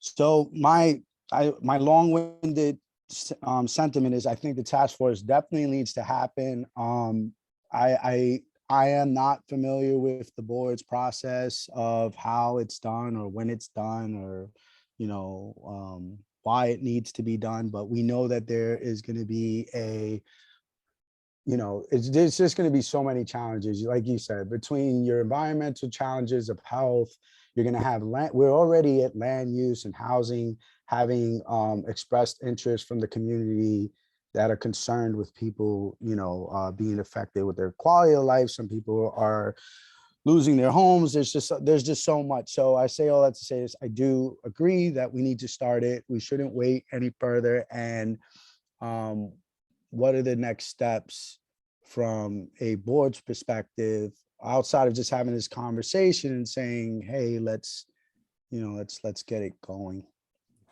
And I guess my last thought is like MTA, like one of the things I see in like what's going on with the borough-based jail program, right? It's like right now, that's like one of the biggest city contracts out there. And there seems to be a funding mechanism, and I brought this up previously, both at full board and at land use, about these funding mechanisms that exist, again, to provide that assistance, because I do not disagree at all with Angel, with the incumbent work, with the amount of work that needs to be done already, the things that we need to continue to do and to strive for as a board. This can't fall all on the staff. I think I've always been that advocate where, you know, we have 1 or 2 staff members and there's 50 of us. So I think starting the process is, you know, we're just having a conversation, and you know, we need to get educated behind, I need to get educated behind what the formation of this task force. And again, like, that's the big thing, like I do this as well, like Nilsa brought up, as a nonprofit, you know, we create committees. The first thing we do is, what is the mission statement, right? You guys probably use different terms: needs analysis, impact, risk assessment. I mean, we all have that word that affects our businesses across the board. And that's pretty much what I'm like asking. What do you see as the chair as the mission of this task force? Okay. I will answer that question in just a moment. I'm going to go to Michelle one more, and then I'll kind of give you the discussions Angel and I have had and the other conversations I've had with Valerie Mason and a few others. And thank you, Jason. I appreciate your commentary and your passion and your expertise in project management. So Michelle. I personally like to make things simple, but first I like to get an education about what the process would be. And since Community Board 8 did go through something exactly as we are about to go through, I think that to have them come in and tell us what they went through, as well as show their minutes and all the different schematics that they use, and how did they put their task force together, what worked, what did not work, what did they think would have worked better, and to give us that viewpoint so that we can educate ourselves to set up something where it could be, do we need to have partners on each one so that if someone doesn't show up, there's another person that's already going to be there? How much time commitment is going to be needed? And if it's going to be too much of a time commitment, can we figure out a way to delegate it further, more than everybody has this hierarchy sort of system in their head? No, let's make it sort of like an even plane so that no one is getting too much of the burden, since it's so much of a time commitment. And instead of using, it's going to be 10 years, we are only here every 1 year, every 2 years. So let's make it a smaller soundbite, and to have that memory saying, okay, then we are going to be going forward, but for right now, this is what we're going to do.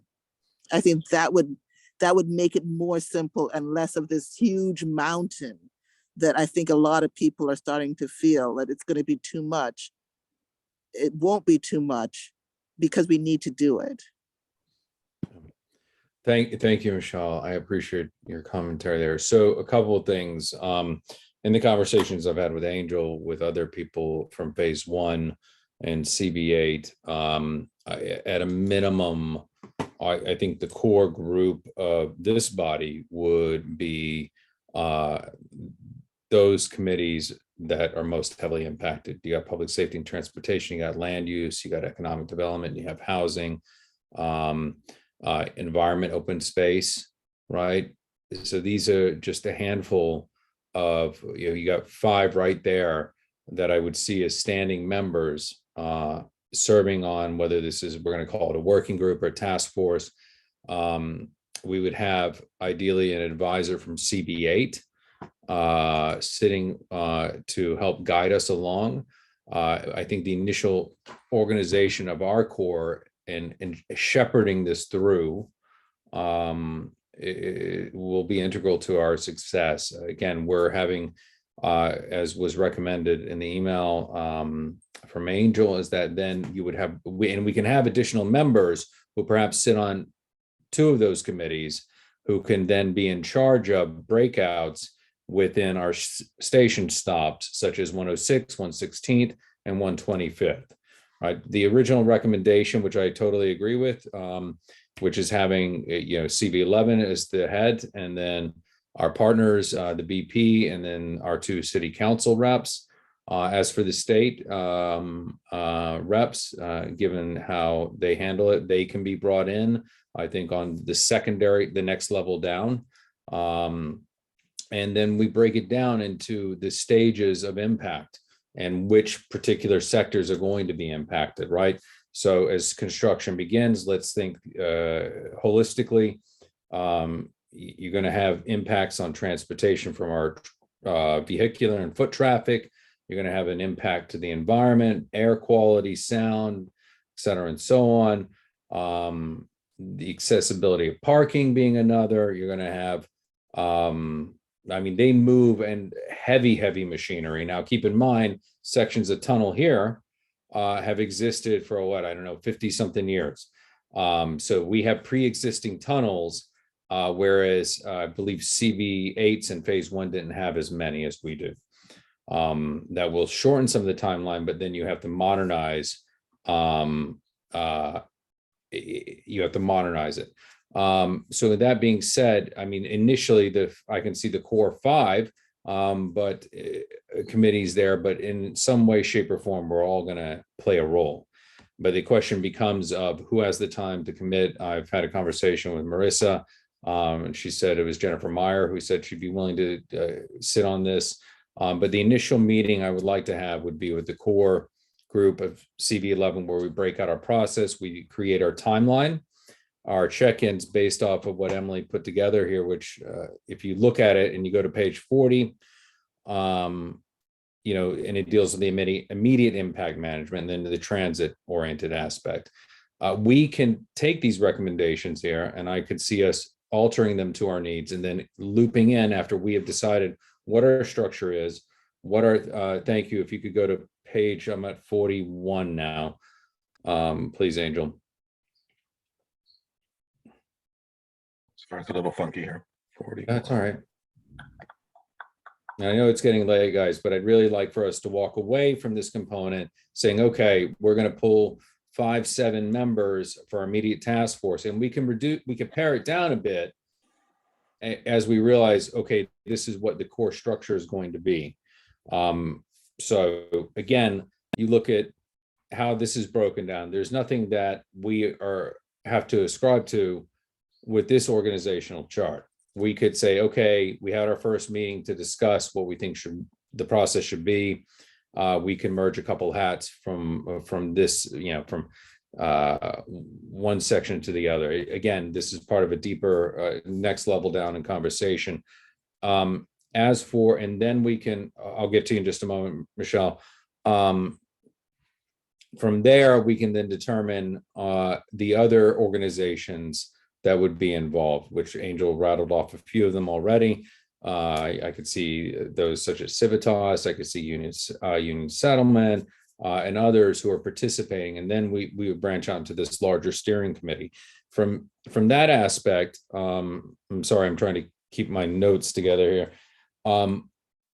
individual leaders on our core group would be involved with the committee, the tertiary level, which is dealing with your station stops, right? And getting those vested stakeholders engaged. Say for example, 106th Street, you would have Franklin Plaza, right? They're very vocal, very active. Getting them engaged, meeting with them to then bring back to the higher level committee.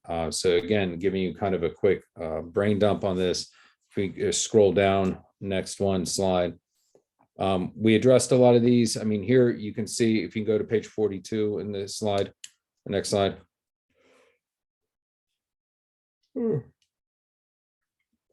Great.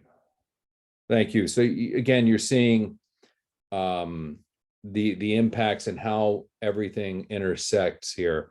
And again, this is a guide rails that we could work from. So again, the initial concept is that we bring together our core, whether we want to call it a working group to start out, and then say, okay, this is the process we want to take. We want to meet on, every 2 weeks.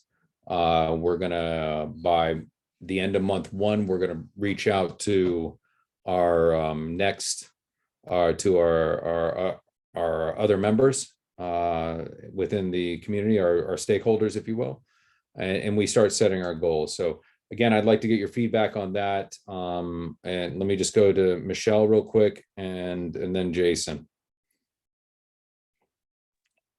I was just, no, can't put it into words right now. Forget it.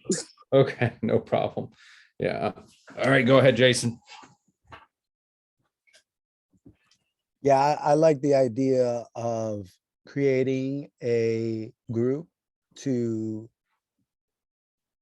structure the task force and allow that group based off, and I agree wholeheartedly, this is definitely going to affect everybody, all walks of life, regardless of title, even some titles that we don't have. So I do think if we, and when we, I guess it's supposed to like cores, I guess we mobilize one individual, I guess if and again, if you allow, Chair, each of us, like some of the committees you just stated, land use, economic development, housing, which I believe are the standing committees, and forgive me if I'm wrong on the term, even SDN, I think is a standing committee, that this standing committee chairs recommend an individual and or themselves to come together and do the work to bring this into fruition, because I love the fact that we're being proactive on it. I have to express that, like, just candidly, like the fact that, whether the MTA starts today, tomorrow, or 5 years from now, if the board is in the mindset of ensuring to provide an advocacy group to support our constituents, that's a part of our mandate, right, as board members. So I'm all for it. And I think that, again, just to emphasize David's point of, like, we need to do it sooner than later. And I would speak upon the behalf of land use, where we'll definitely provide some type of support in ensuring that this process pans out, to some of the concerns that were even brought up today by other members of the committee. So I think if you Don't if forget you health and human service. I'm sorry, because nobody's mentioned that. Yep. And as we mentioned with the dust and the asthma in this community, they have to be involved, right? We have to make sure we don't additionally contribute to the highest nation community in the nation with asthma, right? Us in the South Bronx, and we know all the reasons, right? So, but they should definitely be. Thank you, David. That's a helpful note, and I appreciate that. And see, again, this is why it's a good dialogue. Jason, did you have something else to finish up with that thought? I'm sorry, it was just that because I do agree, like it's going to take work to bring this into fruition. I think if you designate that today, then that group can start working with the DM to formulate a timeline, let them start doing that work. We do know everybody goes into, you guys are all looking forward to recession from July and August. So we don't have a lot of time. May's done, June's gone. And before you know it, this thing really ain't gonna even start waking back up until September, October. That's an SDN guy talking to you. So trust me, I know how challenging it is to get us back motivated after the vacation. So that being said, I do think you should move. I recommend that you move. And yes, I wasn't specific. I think every one of the chairs on this board should have the right to provide a recommendation of an individual that could just come, boom, that can start happening offline. And that group can present their findings come September with a plan to address a lot of the concerns that are brought up today. Okay, so thank you, Jason. I've spoken to a handful of chairs about identifying a member who you think would be able to sit and has the capacity and the willingness to engage. I know I've spoken to Marissa. I'm going to get to you, Marissa, and then Michelle. I would like to now, Angel. I know in the past working groups have been able to do their work, but aren't necessarily. OML doesn't necessarily apply, so that they don't have to constantly be there meeting in person, or they can work on bits and bobs and then report back. Is that still the case, or was that not done correctly in the past? No. Anybody put together by a public body consisting of members of that public body are subject to OML if there's a quorum present, and quorum being a minimum of 3. Okay, so then in this case, my recommendation is I know that Jose said you'd be willing to sit on it, but you wanted a second person from your committee, and thank you for clarifying, Angel. Marissa and I have spoken. I would like recommendations by, let's see, next Wednesday. I'm going to reach out to Valerie Mason, and we will see, and then Angel and I can speak on having her come and speak to us and what their process was, so we can start moving in the right direction. And I think that will allow us to at least start moving the ball forward. And then if we find out we're going to a steering committee model where we have people outside of the body sitting on it on a larger scale, then it becomes a different issue of how we meet. And then we would still be open to public input, but we would have very similar to, say, the 125th Street Task Force that's hosted by Diana Ayala. We could head toward that direction, but I think our initial conversations that we're spearheading, that is what I would prefer to see happen. So please get your recommendations by next Wednesday in the AM. So Marissa. Actually, I was just going to ask, like, what specifically did you want our next steps to be? So you actually answered that. Because I was like, which direction are we going? So that's fine. You just want one person, or are you looking for how many people per committee? So my preference, if you find someone that, for example, sits on, say, human services and EcoDev, or EcoDev and land use, and they have the capacity where we can double up, that would be great. Or public safety and EcoDev. What I would like is that they are strong in policy and or can get up to speed on policy very quickly. And again, can they absorb very wonky material and get into the weeds with it, or are they able to be present and representing their neighborhood as well? For example, if you have someone, I think Jennifer, for example, lives up in the northwestern part of the district, and she's right on 125th Street. So okay, so yeah, that's a good example for someone who could also break out to lead meetings with the vested stakeholders, such as Uptown Grand Central and others, and all those for the station breakout. So. And I think when it comes to, in addition to our goals of, making sure that we maintain the commitments, making sure we're on top of safety and health, et cetera, and so on, and what was put forward by Emily Sun, we will see some of those goals and morph as we bring in Valerie Mason and others from CB8 who can say, hey, these are other things you didn't think of. These are things that we learned the hard way. And so we have some flexibility in that regard. Yeah, so yes. Thank you for next steps. That's perfect. Okay, great. So please get that, and then we will set up a meeting date, and so where we can go into a presentation mode, and then that working group or task force in the meantime until it evolves into a and thank you for all of your input. I wanted to hear back because this is about us as a committee doing the work. That task force or working group, however we title it, will report back to this committee on their findings and on their work. And then as we grow and we get into the next phase, we can branch into a more of a steering committee model. But again, it has to be led by us. It has to be all the information collected and maintained for posterity. With that being said, are there any other questions or concerns? So, because I will move the meeting along in the agenda. I appreciate all your input.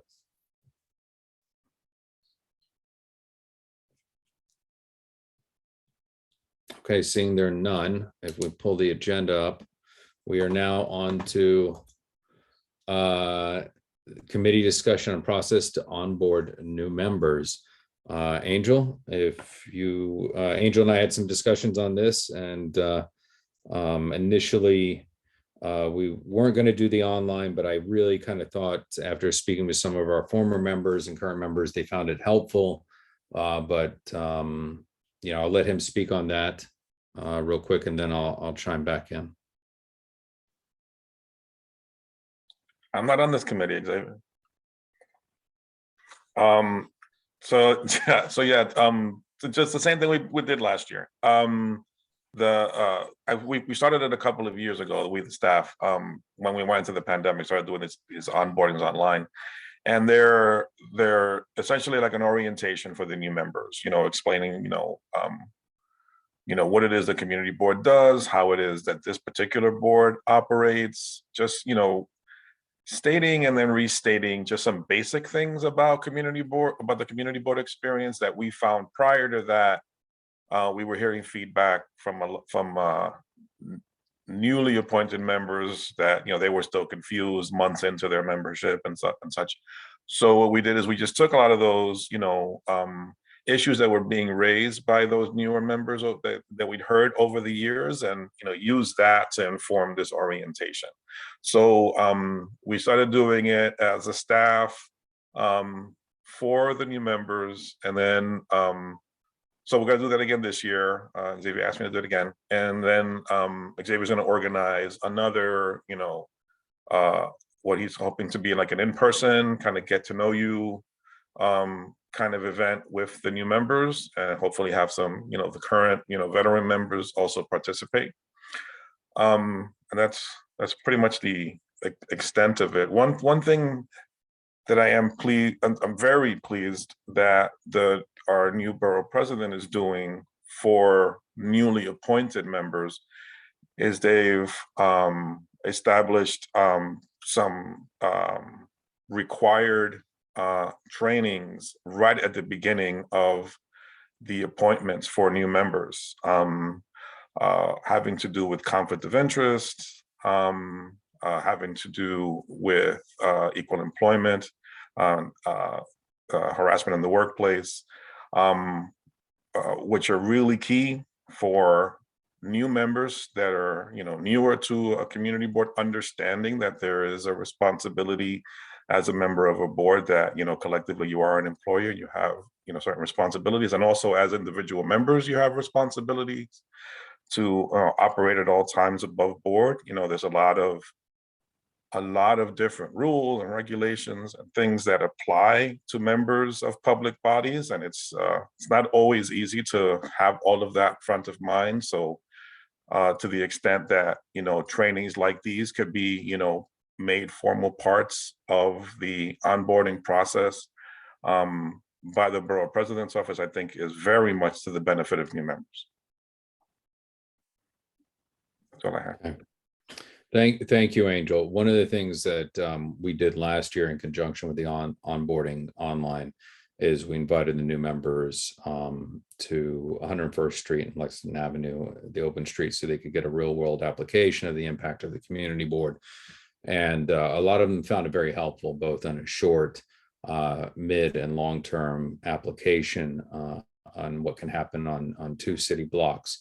Was looking to repeat that this year as well. And I wanted to invite all of the chairs and our officers out to join us so we can have a nice like walk and talk, and they can see that world, you know, how just the many ways the board's work has an impact on our neighborhood. And then it will hopefully give them a greater appreciation when they ask the question, oh, what does a community board do? What can they, you know, what impact do you have? And then they will be able to see the connective tissue between that and projects such as Sendero Verde and our advocacy there, and even right down to Costco and our advocacy that when that was founded here. So these are, again, allowing us an opportunity to connect and hopefully inspire them to see there is an impact from our work. So yeah, so that's it. Update on that. If there are any questions or comments, please let me know. Okay, seeing no hands. Next is committee discussion on committee meeting minutes. You've been receiving emails from Angel. I have received a few complaints from members of the public and board members about the meeting minutes not being delivered. Angel, what is the what are we required by the law, and when are we supposed to have our drafts up by? It's 2 weeks after a regular meeting and a week after an executive session. Okay, all right. So we are behind, a couple committees are behind. You received it. Again, these are a summary of what was discussed. It does not need to be a verbatim. It does not need to be he said this and she said that. It's really about hitting the highlights of what was discussed. And we even now have a greater advantage of having all of our meetings recorded when they're on Zoom, so you can reference to for greater detail. But if you hit just the highlights, of, say, for example, with like Second Avenue Subway Task Force, you can even simply bullet point the committee members discussed the importance of X, Y, and Z. And there was an agreement that we needed to move quickly, and then now the chair has called for recommendations from each of these committees for people who can participate by Wednesday this day. That simple of minutes is are what are needed. So I'm going to ask everyone here who are behind. I really need those minutes done so we can be in compliance with the law. So are there any questions or concerns? Again, if you haven't received them, you can ask for Angel to forward or Marlene to forward the transcript. The transcript will help you if you were behind and being able to cover the minutes and be able to produce them very rapidly. I would highly recommend that, as well as looking at the YouTube videos. Okay. Any questions, concerns? Or are we all asleep? Huh. No questions. They're here. No questions. Okay. All right. So please, I don't want to call anyone out in public. Come on, guys, give me those minutes. Social media. Okay. Maybe, I'm sorry, are you going to talk about the attendance part? Oh, yes, sorry about that. Thank you. Board member attendance. I jumped the gun.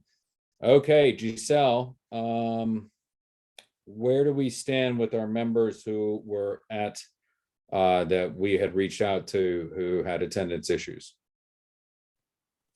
So at the moment, I haven't received, the only member who I haven't received any communication from after he was notified that we were starting the process of his removal is Eric Alcancela, because Shirley Peña and Jada Heredia are no longer board members as of 5/13. I believe Angel notified everybody via email last week. Okay.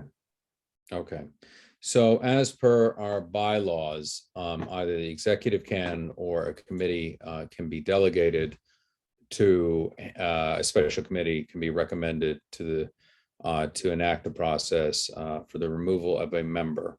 And that committee should consist, according to our bylaws, of no less than 3 or no more than 7. The secretary has reached out. There's been no reply back after, I think, a couple outreaches. This now moves to a formalized process. I'm gonna get to your hand in just a moment, Marissa.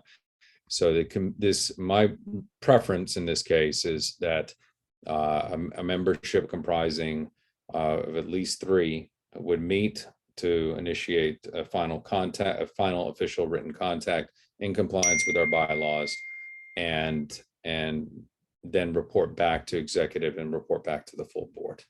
But I will go to questions. Marissa? Just a quick question. Giselle, I'm very sure you sent this out. Are you able to forward the list of people on a committee level? So I'm assuming it's on a full board and committee level, which is what we usually have seen. We were only doing 3, Marissa, and 2 have already been removed, so we would be just doing the 1. Okay. Do you want a list of members you're saying who maybe like are close to the 3 absences? Is that what you like? Yes, I guess. Okay. Yes, I can get that to you. All right, thank you. Thank you. You're welcome. Okay. Thank you, Marissa. Thank you, Giselle. So I've spoken with Giselle, who's our secretary in charge of tracking attendance. I've spoken with Jose and Jessica if they would sit on this special committee to abide by the bylaws and enacting the process. And they've all agreed. However, I would like to entertain a motion to assemble this special committee. Or Angel, is this something I can just enact on its own? It was unclear in the bylaws. You don't need a vote to create a committee. Okay, thank you. I just wanted to double check and make sure with Yep. this particular one because of being special circumstances. So So it's totally up to you. yeah, so I've asked for these 3 to participate. They will schedule with Angel and they will discuss the next steps for contacting the board member in question to give them their due process, and then report back to this body next month for a position to be taken, and then a recommendation before the full body in June. Are there any questions? Marissa, your hand's still up? Okay. Yes, Michelle? These are unexcused absences, 3 absences, or does this also pertain to people that have excused? This is unexcused absences, and this particular board member, I don't believe, has attended a single board meeting. And if they did, maybe 1 at the beginning, but not since, and has not responded to outreach. Okay. So, thank you. All right, thank you very much, Jessica, Giselle, and Jose for sitting on it. Please review the bylaws. You will find them. It's on page 5, I believe.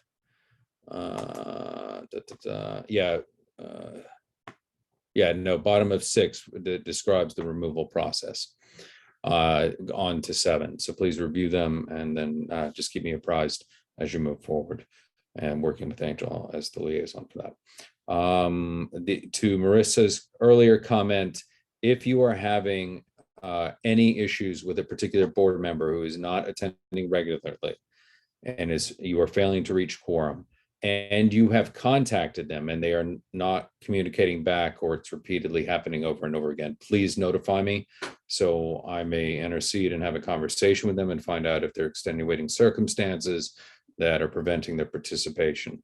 As has been noted by Jose and others, it is easier for us to engage in a virtual environment, but the time on that may be waning. So, but please, Marissa, if you have a couple members you're having issues with, please bring it to my direct attention, and then I will reach out to them. Okay, discussion with CB11's use of social media. We have Facebook, we have Twitter, seeing all the great pictures for the our Earth Day. I talked to Angel about setting up an Instagram account, and Angel, did you get that all set up? Yes. Excellent. So we're going to have an Instagram handle. What is our handle? Manhattan CB11. Oh, hopefully we won't forget that.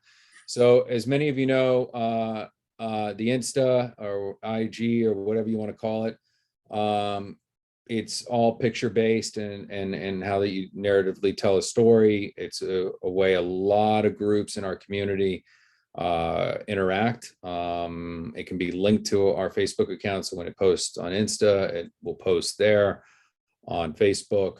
It's a good way for us to raise our profile and be more active. And so I just want to encourage people as we go forward.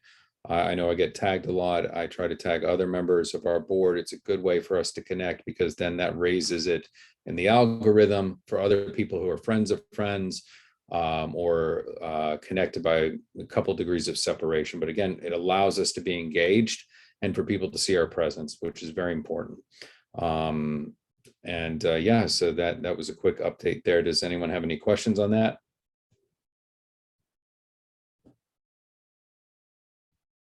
Okay.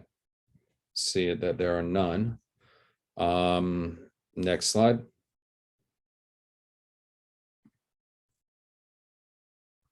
There's no old business. Any new business? Okay. We have should have one item of new business. It's a request for a letter of support for the Metropolitan MTA's application for U.S. Department of Transportation mega grant funding for the Park Avenue Viaduct project. Angel, would you like to give us a brief history? I know Marissa sent this across. Jessica, you had a hand raised. Oh, wait, sorry. Okay, Angel. No, this just came in like in the last day or two. The MTA is submitting a grant to the U.S. Department of Transportation, seeking federal funding for their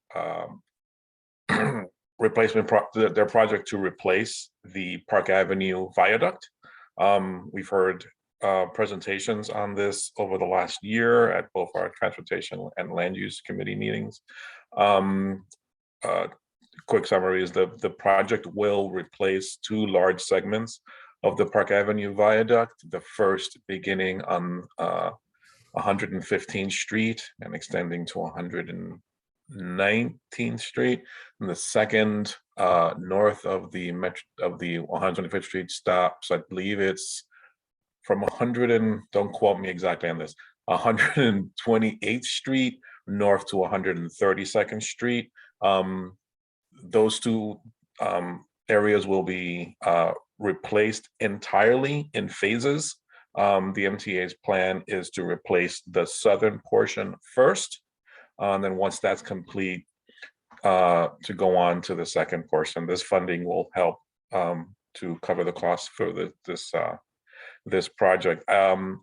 There have been questions all along about the impact of the replacement project on the southern portion, which starts just north of the La Marqueta building. So that property won't be directly impacted. It will remain in place. The replacement project actually starts on the north side of 115th Street. However, it's reasonable to expect that there will be indirect impact. I mean, but La Placita will be completely removed as part of this project, and the MTA is responsible and is committed to replacing all of the infrastructure that was put in as part of the La Placita improvement project from a couple of years ago. So once the the southern portion of the replacement project is complete, then they will cover the cost of putting La Placita back as they found it. And I circulated a draft letter that the MTA shared with us a couple of days ago. Great. Look that up if you'd like. Yeah, would you please? Thank you. Find it.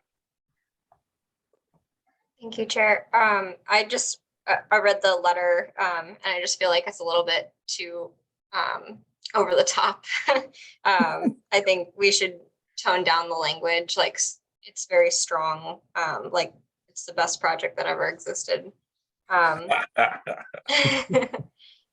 then I'm wondering if we might want to consider conditions or, just some sort of statement of, our expectations for the, project is just sort of memorialized in this, whether, from like the M10 garage equipment parking concerns that we talked about, the local hiring as usual, addressing like lighting, leaking, and trash concerns, addressing health concerns in some way. That's a few I would suggest, just a thought. I don't see anything that precludes us from putting it in that language. Do you, Angel?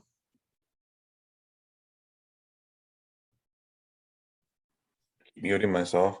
No, of course not. Okay. Yeah. All right. Yeah, no, you guys can chop this letter up all you want. Okie dokie. Marissa and then Jason. Yeah, I was just going to make a note that there a meeting has been requested with EDC and MTA, just to talk more specifically about what's going to happen with these businesses that are underneath and kind of where they are in conversation with them currently. And that's come out of primarily a request for us, yes to know, but also Urban Garden really. And we would like to know, what's going to happen with them specifically as it relates to them moving.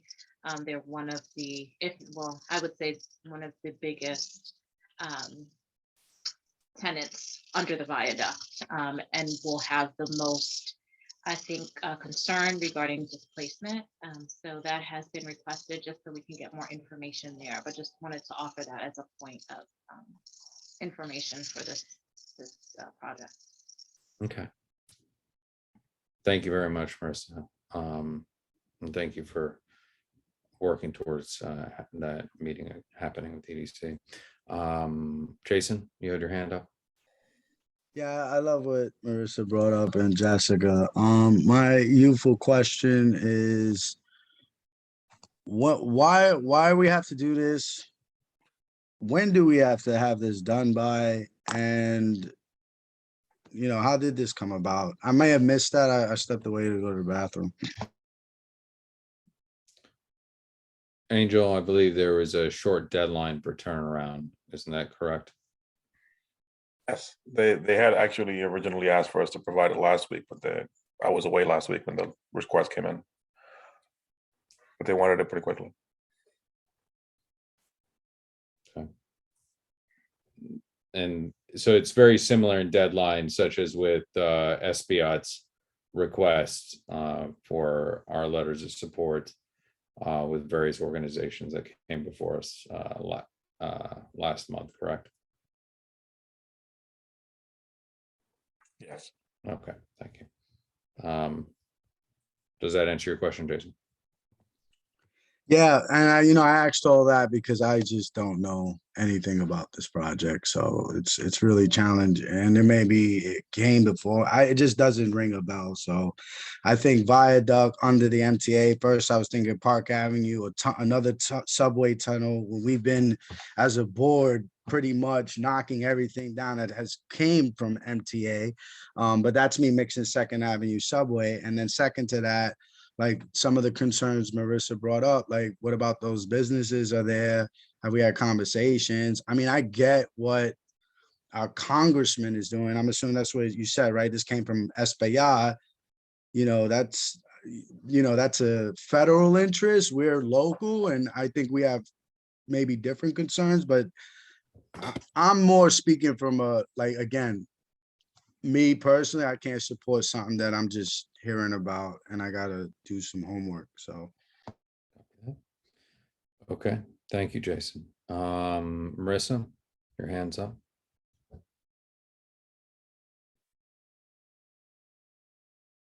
Okay. That is the case. We heard a comment from Jessica Elliott referencing including additional issues with safety and sanitation and toning down a bit of the language. If there are no more questions or discussion, I will entertain a motion whether or not to issue this letter of support. Yes, Jessica. Unless Jose wants to do it. Okay. No, I just had a question. How come this Yeah. never went to any committee? I'm just curious. Angel, it was requested last week, right? When, It just came in last week, post meetings. Got it. Thanks. Same story as always. So I'd like to make a motion to support the letter removing strong language and adding conditions for city agency parking concerns, local hiring, addressing lighting, leaking, and trash concerns, and addressing health concerns. Also, icicle concerns. Yes, icicle, it goes with leaking. okay, all right, so you, with those amendments read into the record of adopting a letter of support with health concerns, safety concerns, leaking, sanitation, icicle, as well as the infrastructure. Michelle, you have your hand raised? I would second the No. letter. However, I would like to add business concerns as well. Suggestion approved. Okay, so friendly amendment to, in addition to the local hiring, business considerations of the local businesses as well.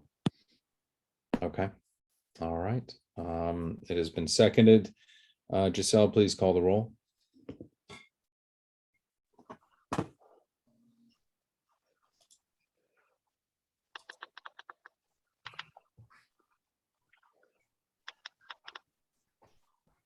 Giselle?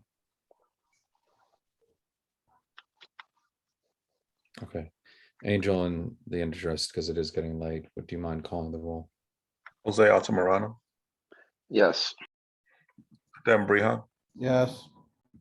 Jessica Elliott, Yes. David Giordano, Yes. John Green, Aye. Marissa Mack, Yeah. Giselle,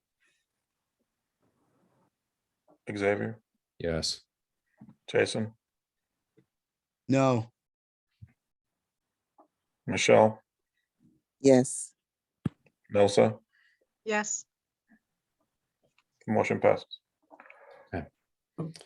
Thank you, everyone. Like, Jose, you had your hand up. Michelle? Could we have a conversation with the congressman? Obviously, this is a good project, but it's not something he works on overnight. If he could have better communication with us for the future, so we can have our due process.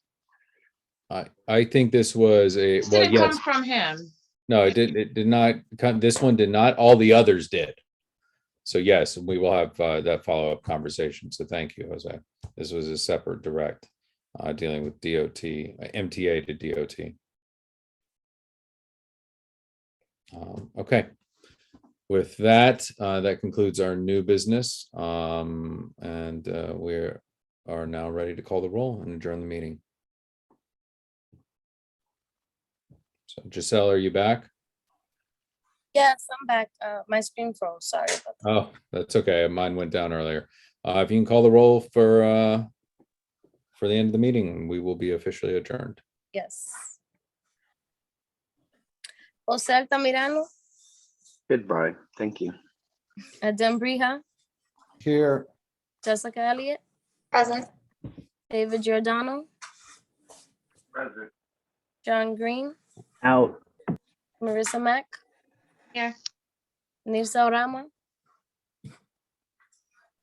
Xavier Santiago, Yes. Present. Sorry, no sis here. Okay. Isaac Scott. Jason Villanueva. Michelle, what's your comment? Here. Thank you. Okay, Good night. wonderful. Thank you, everyone. It was a long meeting and I appreciate your patience, but we covered a lot of ground and took a lot of positions, continuing the good work. Have a good evening and a great weekend. We'll be in Thank you. touch. Good night. Night. Good night.